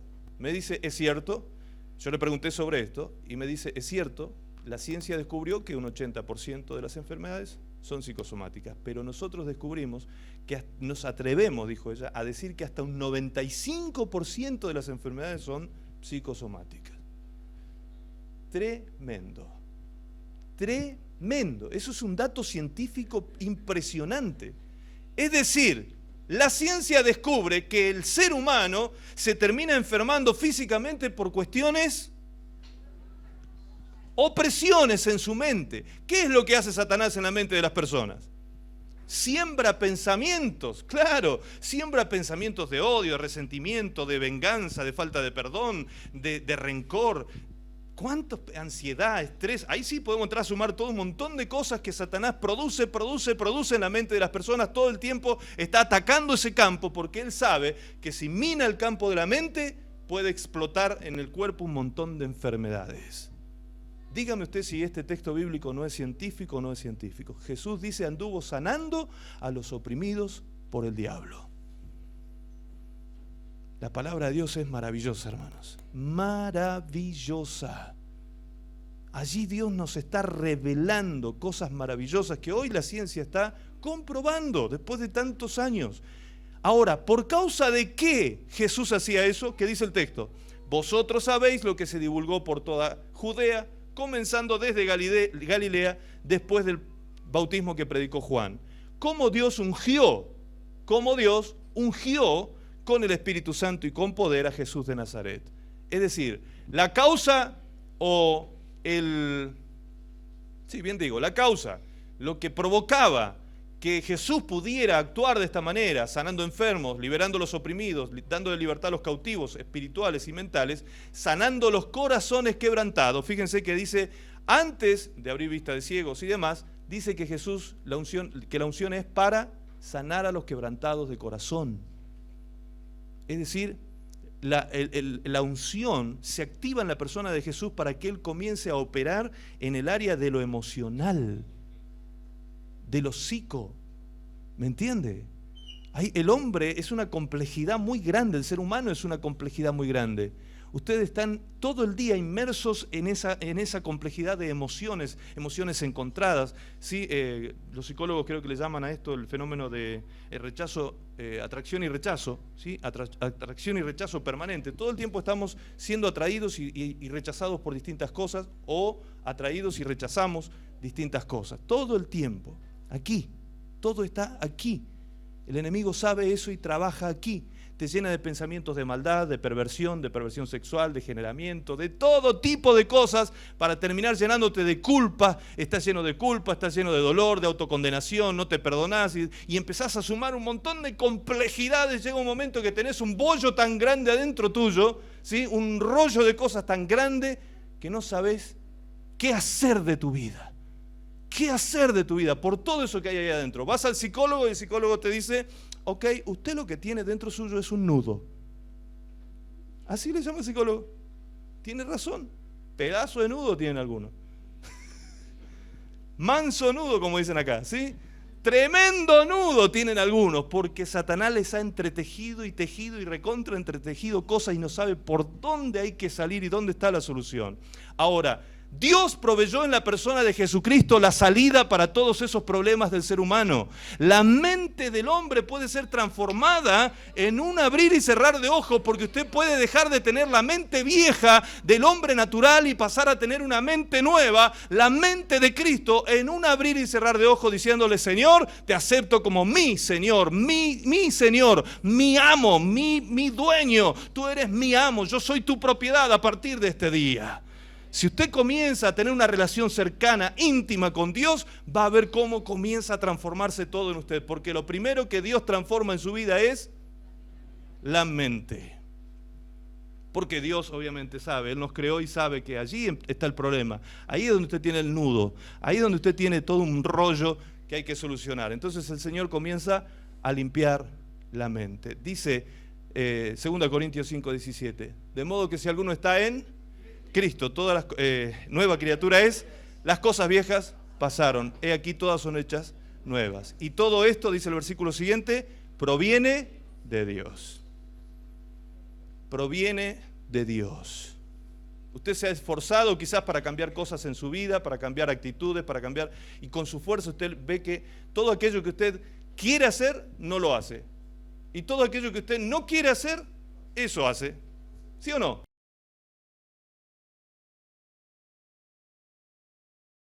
Entiendo, ¿qué me pasa? Dice Pablo. ¿Por qué hago lo que aborrezco? ¿Qué me pasa? Dice el apóstol Pablo. Lo que aborrezco hacer, eso hago. Y él comienza a hacer un autoanálisis de su vida y descubre, ¿qué cosa? Que hay una ley que se manifiesta en su cuerpo, en nuestro cuerpo, que se revela contra la ley que está en nuestra mente, dice Pablo. ¿Por qué? Porque con mi mente, dice el apóstol Pablo, yo sirvo a Dios y apruebo que la ley de Dios es buena.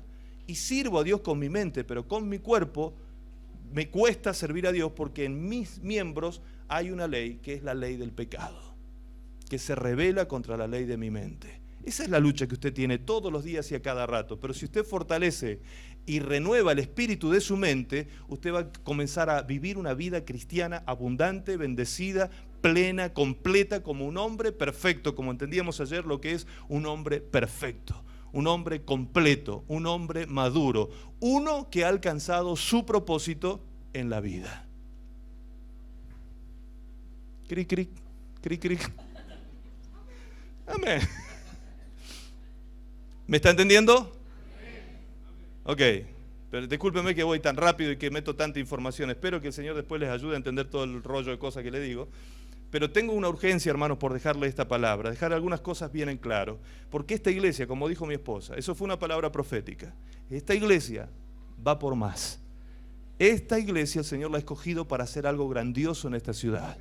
Grandioso. Ustedes tienen que dejar atrás todo lo que pasó y tienen que seguir adelante buscando y persiguiendo la meta que es Cristo, alcanzando la excelencia del conocimiento de Cristo para sus vidas. Ustedes tienen que dar fruto en el reino. Este lugar, de hecho, les va a quedar demasiado chico, van a tener que empezar a hacer reuniones, más reuniones en el día, no sé cómo lo harán, pero si ustedes entienden estos dos mensajes de estos 2 días, la vida de esta iglesia tiene que cambiar para siempre. Usted comienza a dar frutos a partir de este tiempo, entendió ya los 3 propósitos que tiene en su vida, comienza a trabajar en eso. De aquí a un tiempo esta iglesia va a ser una congregación de caras felices, así como los, ¿cómo se llaman esos muñequitos que ponen en el chat? ¿Sí? Los caras felices, ¿sí? Emoticones, ¿sí? El emoticón de cara feliz va a ser. ¿Por qué? Porque van a descubrir que lo que piden, reciben. Piden, reciben. Piden, reciben. ¿Por qué? Porque si ustedes hacen, dijo Jesús, estas cosas que yo les mandé, pedirán al Padre y el Padre hará. Porque ustedes como padres, ustedes los que son padres, si sus hijos son obedientes, respetuosos, sujetos, sumisos, no sé, extraterrestre, empecé a ilusionarme ya en cosas que nada que ver, pero si usted tiene un hijo así del cual usted se siente orgulloso, ¿sí? Cuando su hijo viene y le pide algo, ¿usted se lo va a dar con gusto o con queja?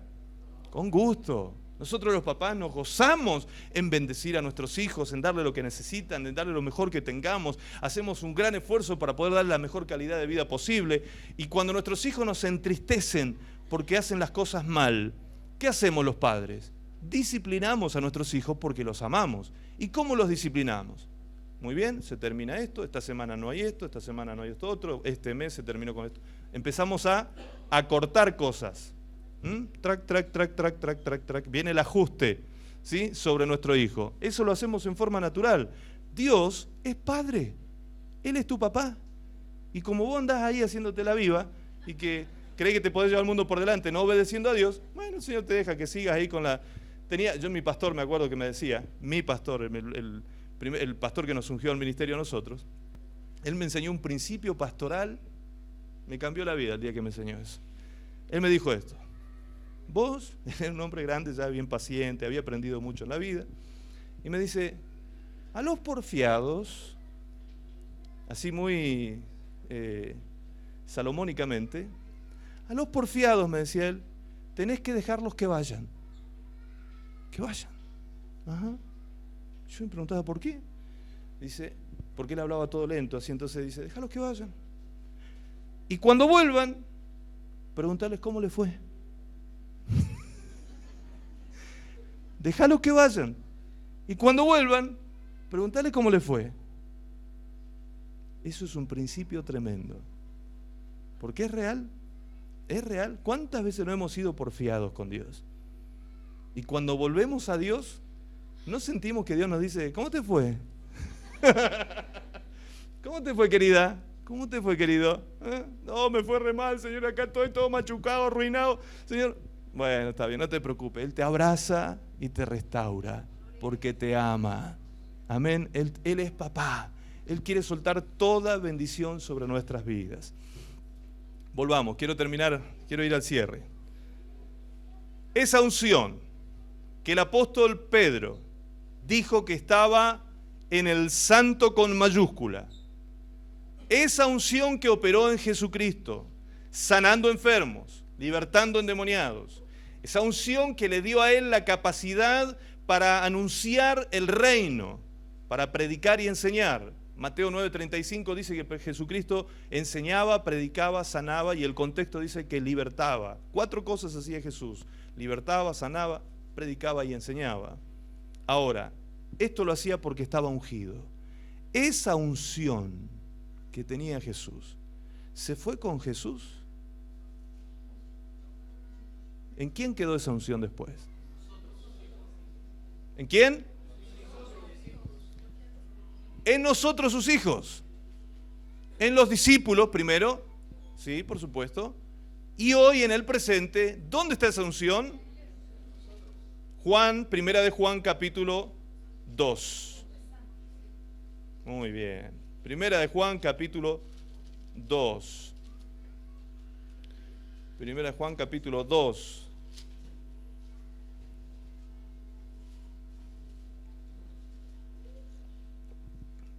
Gracias. ¿Quién me trajo el café? Muy amable, hermana. Muchas gracias. ¿No habrá un queque por ahí?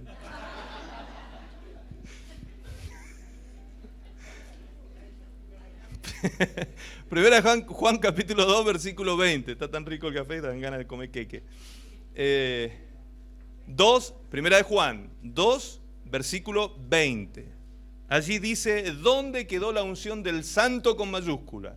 Dice, pero vosotros tenéis la unción del santo y conocéis todas las cosas. Yo no sé si los que me respondieron sabían que estaba escrito.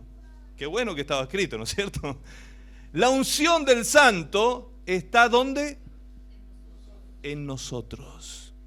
La unción del santo con mayúscula, la unción de Jesucristo, la unción que operó en él para sanar a los quebrantados de corazón, para dar libertad a los cautivos, para abrir los ojos de los ciegos, la unción para predicar el año agradable del Señor, para anunciar buenas noticias a los pobres, la unción, la capacidad, el poder, la consagración, porque la unción no es otra cosa que la presencia del Espíritu Santo en nosotros y su poder operando en nuestras vidas, que nos consagra y nos capacita para hacer algo. La unción es para.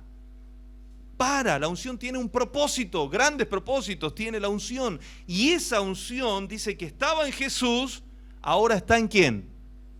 En su pueblo. ¿Por qué? Porque Jesús se lo pidió al Padre. Juan capítulo 17, cuando Jesús ora, dice, Padre, así como tú me enviaste a mí, yo los envío a ellos. Y luego más adelante dice, la gloria que tú me diste, se las comparto. Gloria, presencia. La gloria de Dios es presencia, presencia. ¿Qué fue lo que vino sobre Jesús? Presencia. El Espíritu Santo es la presencia misma de Dios que vino sobre Jesús. Lo llenó y lo embistió con el poder necesario para hacer esta tarea, que hoy nos ha sido encomendada a nosotros. Por eso usted tiene el ministerio de la reconciliación. Por eso usted puede, como iglesia de Cristo, como hijo de Dios, no como siervo inútil, sino como hijo o hija de Dios, usted tiene esta unción sobre su vida y usted puede predicar el evangelio a esta ciudad. usted puede operar en el Espíritu. Los dones del Espíritu pueden activarse en su vida, llamados del Espíritu Santo sobre su vida, ministerios de Jesucristo sobre su vida. La iglesia tiene que ser edificada en todas estas cosas y multiplicada en estas cosas. Orar por los enfermos, sanar enfermos, echar fuera demonios, hacer esta actividad que nunca terminó, nunca debería haber sido apaciguada, porque hasta el día de hoy sigue vigente la unción del Santo. Amén. Muy bien. La persona que está por primera vez hoy aquí, tú eras, ¿no?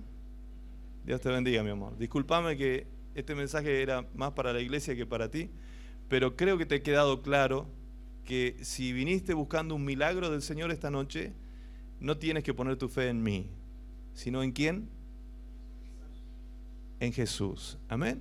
Muy bien. Si tu fe está puesta en Jesús y necesitas un milagro en tu vida, Él te lo da en esta noche.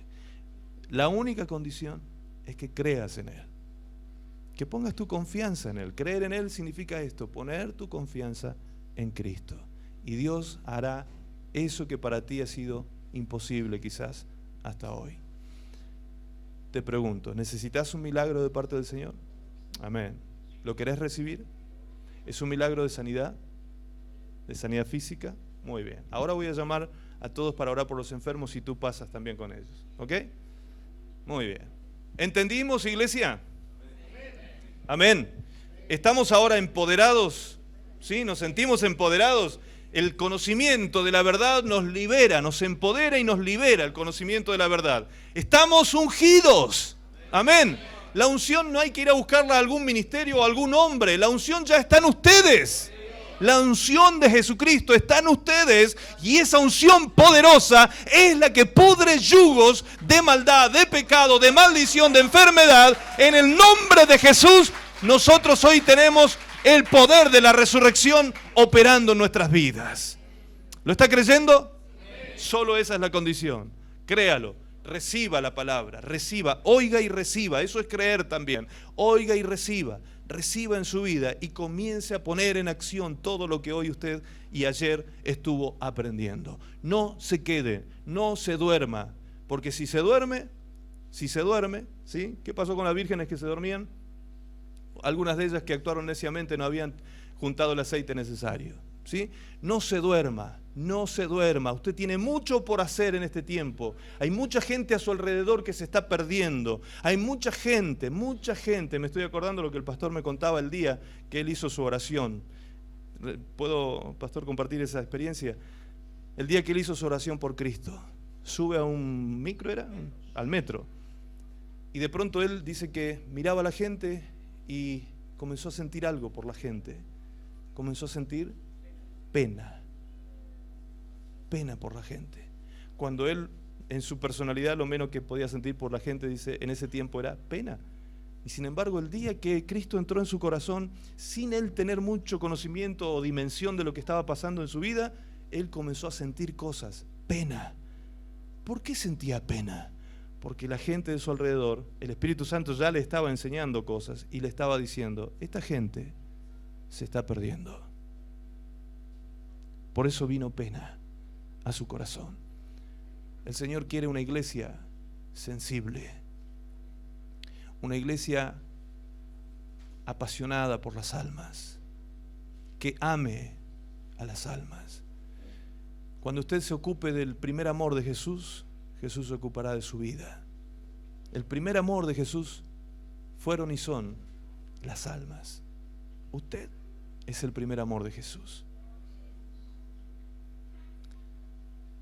Déjeme cerrar este mensaje con Romanos 8:32. Romanos 8:32. Dice el apóstol Pablo. Nos lleva a hacer un análisis. Escuche con mucha atención este versículo porque esto le va a abrir el cielo a usted. ¿Sí? No es broma lo que digo. Romanos 8, versículo 32.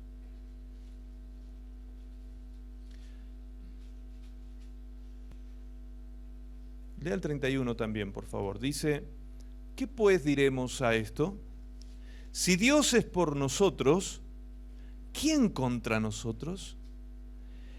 El que no escatimó ni a su propio Hijo, sino que lo entregó por todos nosotros, ¿cómo? Pregunta, ¿cómo no nos dará también con Él todas las cosas? Dice, si Dios fue capaz de dar lo que Él más amaba a su Hijo Jesucristo, si Él fue capaz de darlo por ti, dice, por ti, por ti, por ti, por todos, por todos. Si Él no escatimó, es decir, no retuvo ni a su propio Hijo, sino que lo entregó por todos nosotros. Luego el apóstol Pablo te lleva a un razonamiento y dice, ¿cómo? Dice, si Dios fue capaz de dar lo que Él más amaba, su único Hijo por ti, ¿cómo no te dará también juntamente con Él todas las cosas? Todas las cosas. Es como que el Señor esta noche te está diciendo, ¿qué querés que te haga? A ver, ¿qué necesitas? ¿Cuál es tu imposible? El Padre te pregunta, ¿cuál es tu imposible esta noche? Y el Padre te dice también, a través de esta palabra, si yo di a mi Hijo por ti, ¿cómo te voy a negar todas las demás cosas que son cosas menores? Cualquier otra cosa es menor comparado con su Hijo Jesucristo. Y el Padre te dice, si yo di a mi Hijo por ti, si yo di a mi Hijo por ti, ¿cómo te voy a negar las demás cosas? Simple razonamiento. Jesús, si fuera Jesús el que te habla, el Hijo te diría, si yo di mi vida por ti, ¿cómo te voy a negar las demás cosas? ¿Se da cuenta? En la naturaleza de Dios está el darse. El darse. Usted se está privando de vivir una vida gloriosa. Solo usted se priva de eso. ¿Por qué? Por sus razonamientos. Acá hay gente que piensa mucho, dijo alguien que los visitó una vez, ¿no? Aquí hay gente que piensa mucho. Usted quiere analizar las cosas humanamente y humanamente no va a analizar jamás a Dios. Para el hombre natural las cosas del Espíritu son locura. Si usted lo quiere ver así, no lo va a entender jamás. Es locura esto. Esto se ve espiritualmente. Espiritualmente. Y si usted le cree a Dios, esta misma noche usted va a ser testigo del amor de Dios en su vida. Esta misma noche. Si usted dice, amén, Señor, acepto tu amor. Acepto que diste a tu Hijo por mí. Acepto, Jesús, que diste tu vida por mí. Perdóname por haberme autocondenado yo mismo. Porque hay algunos aquí están queriendo cuestionar a Dios y otros están autocondenándose. Perdónese. Dios ya te perdonó hace rato. Hace rato que Dios ya te perdonó. Perdónate tú esta noche. ¿Hiciste macanas en la vida? ¿Quién no? ¿Alguno podría levantar el dedo y acusar al otro?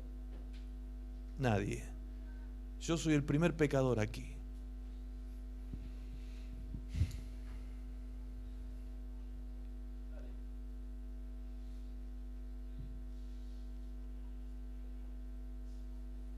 ¿Me dan 10 minutos?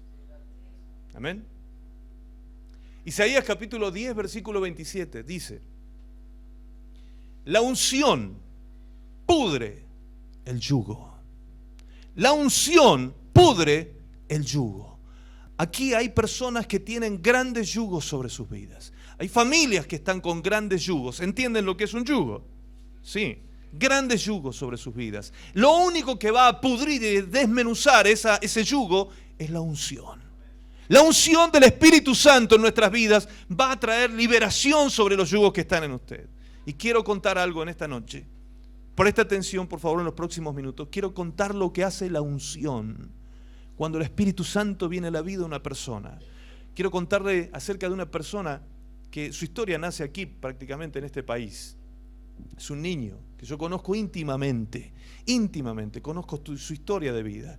Este niño nace de una familia y de una relación pedófila, podríamos decir, porque su mamá conoció a su papá cuando tenía 12 años. Estoy mirando algunas niñas aquí.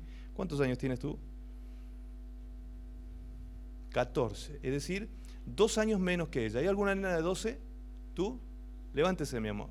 Póngase de pie, por favor. Miren, una niña como ella, 12 añitos, se relacionó con un hombre de 32 años. Toma asiento, mi amor, gracias. Era para que ustedes se hicieran la idea de lo que les voy a decir. Un hombre de 32 años seduce a una nena de 12 años. Eso hoy se llama ¿cómo? Pedofilia, ¿sí? Es condenado por la ley. Pero hace unos cuantos años atrás, eso era permitido en la sociedad. Y los padres inclusive entregaban a sus hijas. Legalmente daban permiso a los padres para que las niñas se casaran. ¿Se acuerdan de eso? Tremendo. Hay muchas historias tristes de mujeres que han sufrido ese tipo de cosas. Ahora, esta niña tuvo esa historia. Ahora, esta chica conoce a este hombre la seduce a esta pequeña y fácilmente la niña es seducida para sacarla del hogar. ¿Por qué? Porque esta niña tenía a su papá alcohólico y golpeador. Alcohólico y golpeador. La historia de muchas mujeres en el mundo. Alcohólico y golpeador. Un hombre que humillaba a su madre, que golpeaba a su madre y que golpeaba a sus hermanos. Tenía 8 hermanos y era terriblemente abusador con los hijos, con los niños. Los golpeaba, los maltrataba. Todo el tiempo estaba borracho. Era un infierno vivir en aquella casa. Y como muchas niñas, también esta niña pensó que salir de la casa con algún hombre la iba a liberar de esa situación. ¿Sí o no? En la mente de muchas mujeres ha estado este pensamiento. Entonces, esta chica se deja seducir por este hombre y este hombre llega a tratar con el padre de esta niña y logra, no sé qué pacto hubo entre ellos allí, logra que este padre alcohólico entregara a su hija de 12 años a este hombre de 32. ¿Sí? Legalmente, digo, la entrega, firma el derecho para que ella se case con este hombre.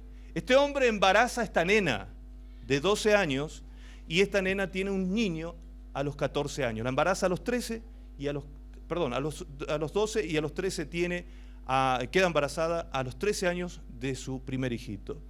Nace este pequeño, nace su primer hijo y nace un hijito morocho, bien negrito, bien morochito. Morocho se entiende aquí, ¿no? La palabra morocho. Bien morochito, bien negrito, su primer hijito. Aquí que el problema era que este hombre de 32, perverso por cierto, este hombre de 32 tenía los ojos verdes, él era rubio de ascendencia alemana y tiene un hijo negrito. Chuta, dicen aquí, ¿no? Se complicó la novela. ¿Qué pasó en aquel tiempo? No sé, pero siguieron adelante con la crianza de este niño, era el primer hijo. Y resulta que a los 4 años nace el segundo hijo de la pareja. A los 4 años. Nace un niño rubio de ojos azules. Era blanco, color papel el segundo niño. Lo ponían al lado del otro y parecía una foto vieja. ¿Sí? ¿Se acuerdan de la foto blanco y negro? Era una foto vieja, los 2 hermanitos. Entonces, el niño, el primero, recibe inmediatamente el rechazo de su padre. A los 4 añitos. 4 añitos recibe el rechazo de su padre, que ahora parece ser que confirma que no era su hijo, porque el segundo niño nace rubio de ojos verdes. Pasan 6 años, y nace el tercer hijo varón de esta familia, de este matrimonio. Este jovencito este niñito ya tenía 10 años, y nace su hermanito menor. Nace rubio de ojos azules, color cielo, los ojos. Así que el padre que pensaba al principio, quizás que cuando nació el segundo, que este morochito no era de él, cuando nació el tercero, ¿qué piensa que pensó? Se confirmó, no hay duda. ¿Sí? Evidentemente, este niño no era de él. Ahora, para esa época, este hombre estaba repitiendo el ciclo de vicio y alcoholismo que el papá de esta niña había vivido en su vida también. Es decir, que esta niña de 12 años, que conoció a los 12 años este hombre, escapando del alcoholismo y de la violencia en el hogar, por causa de su padre, va y repite el ciclo con su marido actual. Ahora su marido la comienza a golpear, la comienza a humillar, comienza a tratarla de cosas irreproducibles, decirle cosas irreproducibles, y a ese niño lo rechaza absolutamente para siempre. A partir de ese tiempo, este padre que ahora entra en el alcohol, comienza a llenarse de vicio y de malas costumbres, malos amigos y cosas así, empieza a maltratar a este niño, a abusar de él, golpeándolo y rechazándolo en todo momento. Cualquier cosa era un motivo como para poder sacarlo de la mesa y echarlo fuera a este niño. Eso sufría este niño en ese tiempo. Ahora este niño, que nace de una madre de 12 años, con un hombre de 32, que está creciendo en un ámbito de violencia intrafamiliar, con alcoholismo, con el rechazo por parte de su padre, porque su padre era racista, era muy racista, rechazaba a este niño. Imagínense la mente, la psiquis de esa criatura que entre los 6 y 10 años tuvo que padecer esta situación. Ahora, a los 9 años, a este niño se le suma una nueva desgracia. A los 9 años, 2 personas adultas, 2 jóvenes, lo violan al niño. Fíjense ustedes, la cadena de circunstancias pecaminosas y dolorosas se iban dando en esta familia. Este niño es violado. Ahora, si fuera violado una vez, sería más sencillo sanar su corazón, pero ese niño fue abusado por esas 2 personas que eran primos de él desde los 9 hasta los 12 años. 12 años. Uno de esos jóvenes que no pudo evidentemente soportar el cargo de conciencia por lo que estaba haciendo con este niño, un día en la calle, en el barrio, en la casa donde él vivía, salió a la calle, se puso una escopeta en la boca y se rajó un tiro en la cabeza. Se destapó los sesos de un tiro en la cabeza. Este niño, de 12 años ahora, empieza a despertar ¿a qué? ¿Qué empieza a pasar a los 12 años? La pubertad, que tiene por condición propia que empiezan la cuestión hormonal, ¿sí?, en el cuerpo, y empiezan a despertarse los deseos sexuales, ¿sí? ¿Me entienden hasta ahí? No hace falta que sea más específico. Ok, entonces, este niño a los 12 años, después de haber sido abusado durante 3 años por estos 2 adultos, cuando empieza a despertarse sexualmente, en vez de tener inclinaciones hacia las chicas, ¿qué le pasó? Estaba corrompido en su identidad sexual y tenía atracción hacia los chicos. Ocurre que, miren cómo es el diablo, cómo el diablo maldito muchas veces trama las cosas para venir en contra de nosotros. Ocurre que este niño de 12 años se encuentra con un compañerito del colegio primario que lo había dejado de ver en 5º grado porque ese chico en 5º grado se había ido del colegio. Se reencuentran. ¿Y qué es lo que le comparte este otro muchachito? Que él era gay, con 13 añitos. Que él era gay, que estaba sumido, que él no tenía ninguna historia con ese tema y que él era homosexual. Ese niño lo invita a este otro niño a entrar al mundo gay, al ambiente, como se le llama allá en Argentina, al ambiente, donde habían personas adultas, gente grande, que comenzó a corromper aún más a este pequeño, porque este pequeño comenzó a tener sexo con personas de hasta 60 años, 65 años. ¿Me va entendiendo la historia? Terrible la vida de ese niño. A los 17 años, después de haber pasado por lo que se le llama la crisis de identidad sexual, el chico este a los 14, 15 más o menos empezó a entrar en noción de lo que le estaba pasando.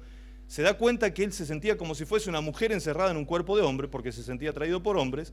Entonces, a esa edad él entra en una crisis de identidad sexual y comienza a salir con chicas. Se notició de chicas que eran rápidas para los trámites y empezó a salir con las chicas para ver si la cosa podía funcionar. ¿Qué le pasó al muchachito? Cuando tocaba a las mujeres sentía asco, repulsión. No las podía ni tocar. Era terrible lo que le estaba pasando. Entonces, cuando él ya, después de años de probar y de vivir una vida de dos puntas, como quien dice, o una vida bisexual, define su sexualidad a los 17 años y se asume como homosexual. A los 17 años. Y se va de su casa para no avergonzar a su madre y a su padre por lo que él era. Se va de su casa, a 500 kilómetros de su casa, a vivir en pareja con un muchacho durante 1 año y medio. 1 año y medio vivió en pareja con ese muchacho. Al año y medio, este jovencito ya de 18 años y medio, vuelve a su ciudad a visitar a su madre. Vuelve a visitar a su madre porque estaba en un estado de depresión, profunda tristeza, había tenido pensamientos de suicidio, quería matarse, estaba pasando por momentos terribles este niño, ¿sí? Recuerden toda su historia, todo lo que él pasó, así que imagínense la cantidad de cosas acumuladas que habían dentro de él porque Jesús no había sacado nada de ese corazón todavía. Eso era tremendo, era un volcán que estaba dentro de ese niño, terrible el dolor acumulado en el corazón de ese jovencito ahora. Ahora este joven llega a su casa y se encuentra con su mamá. Y resulta que ve a su mamá renovada, rejuvenecida, rozagante, llena de vida. Y le dice: mamá, ¿qué te pasa? Cuando la madre le invita a tomar unos mates y empieza a tomar mates con ella, y la mujer tenía gastritis crónica y no podía tomar mates. Eso le llamó la atención al joven y le dijo: mamá, ¿qué te pasa? ¿Cómo es que estás tomando mates? Y la madre le dice: hijo, de todas las enfermedades que vos sabías que yo tenía, no tengo ninguna, porque un día, tu tío fue a buscarme donde yo estaba separada de tu padre. Me fue a buscar, le dijo la mamá, me fue a buscar tu tío. El tío era ateo. Fíjense hasta qué punto Dios usa las piedras.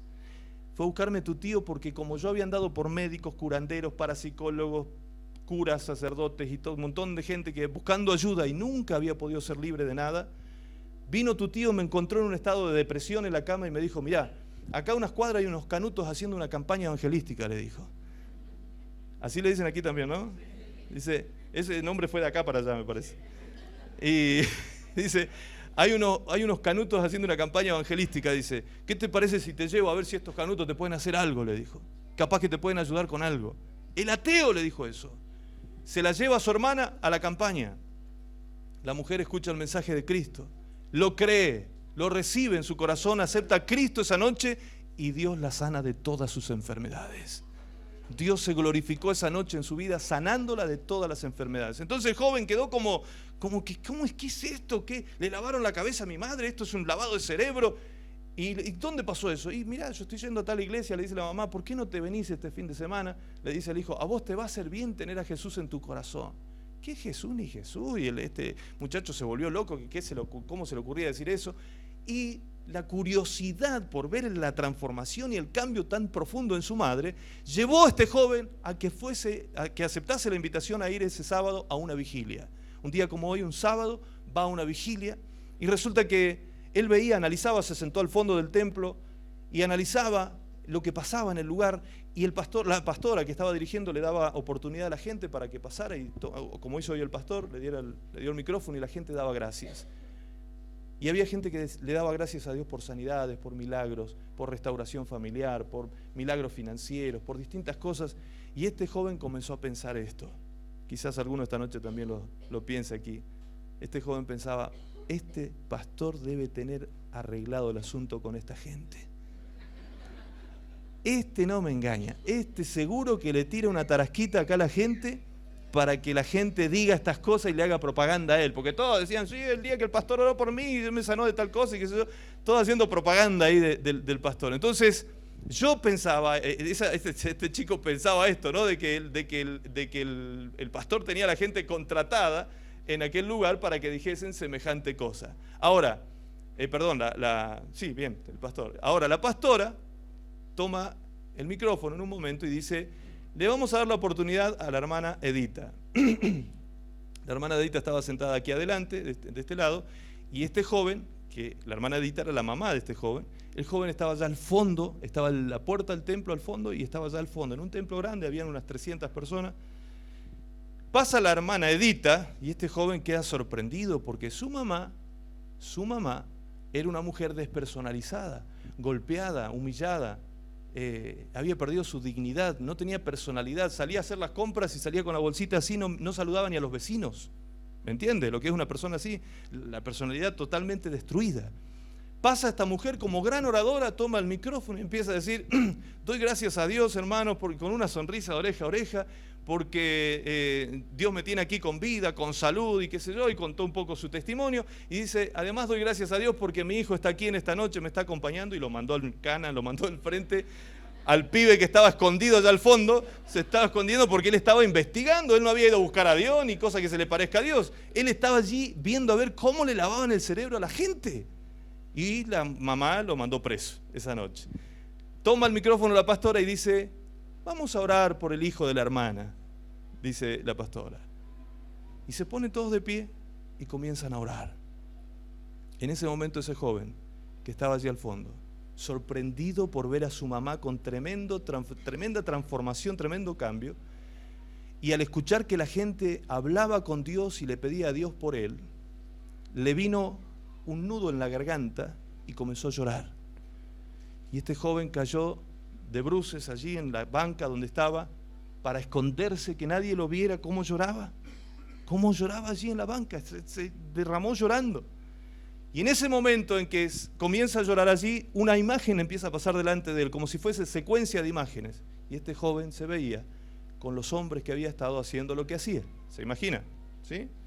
O sea, se veía en pleno acto y empezó a sentir repulsión, asco de eso. Y empezó a preguntarse, ¿cómo es posible que yo haya hecho esto en mi vida? Y pasaban estas imágenes y de pronto se puso todo blanco, desaparecieron las imágenes, se puso todo blanco, resplandeciente, y una voz le habló a este joven y le dijo, yo te amo como sos. Yo te amo como sos. Así de cochino como estás, así de pecador como has sido, así de sucio y atado como estás, así con todos esos yugos sobre tu vida, así te amo, le dijo el Señor. Te amo como sos. Esto quebrantó el corazón de ese joven.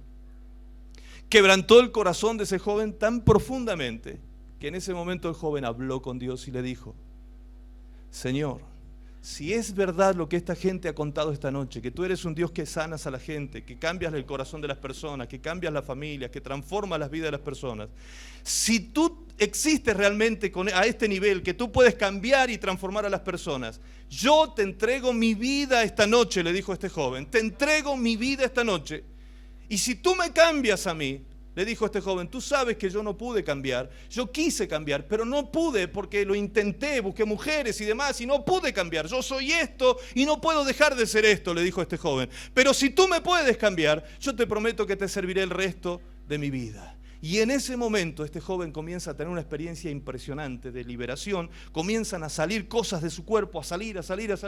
Para él no fueron más de 5 a 10 minutos que estuvo allí. Esto sucedió a la 1 de la madrugada aproximadamente, entre las 2:30 y la 1 de la madrugada, este proceso de conversión. Cuando de pronto este joven abre sus ojos para levantarse de esa oración, se da cuenta que no había nadie. Toda la gente que estaba en la vigilia se había ido, todos. Solamente estaba su madre calentándose en un calefactor.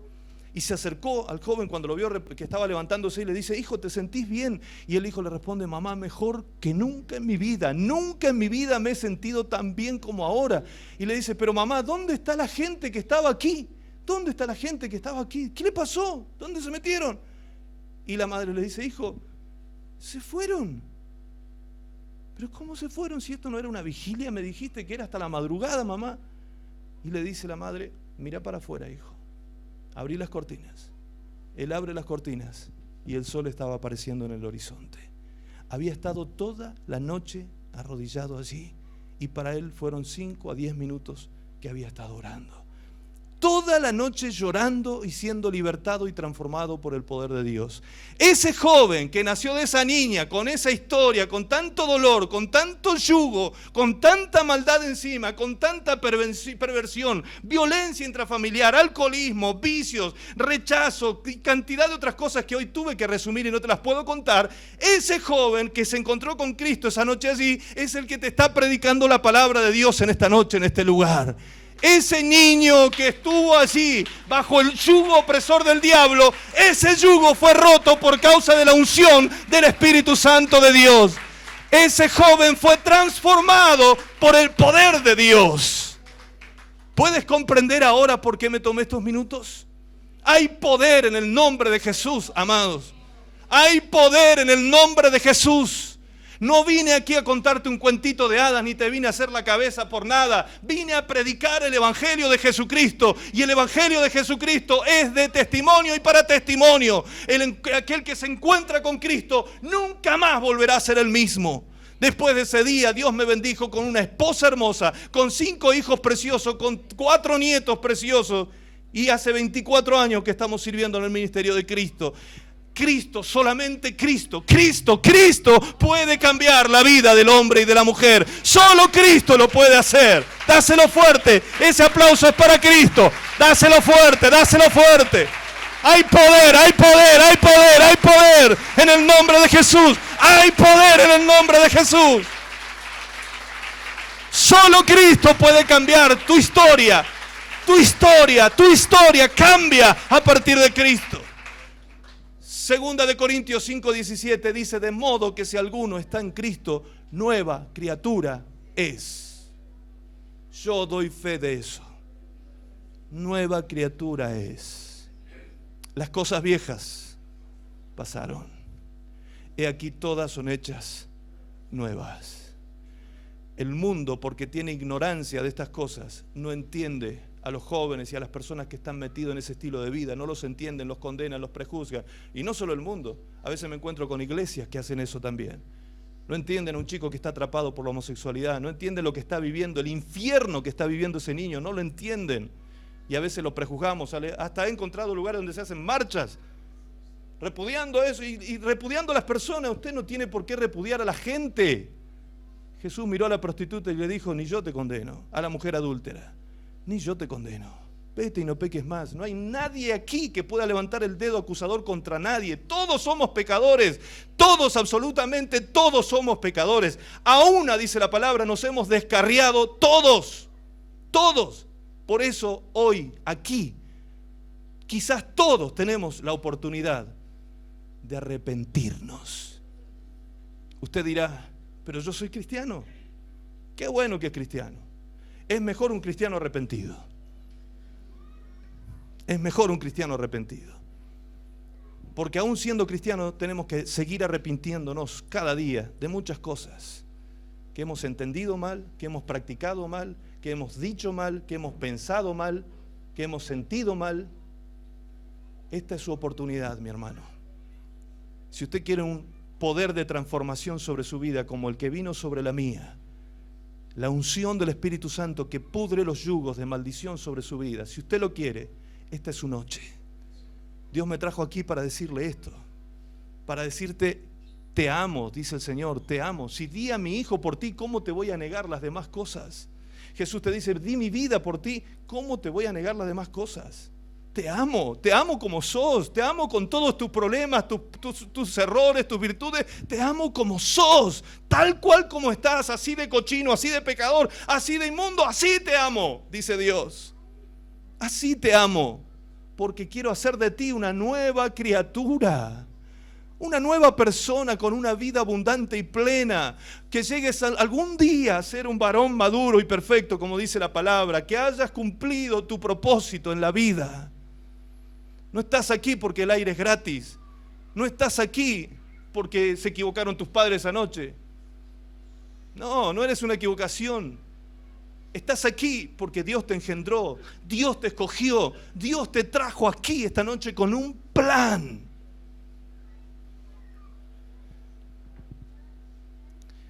Si le tuviésemos que poner un título a esta noche, ese título sería Noche de Grandes Oportunidades.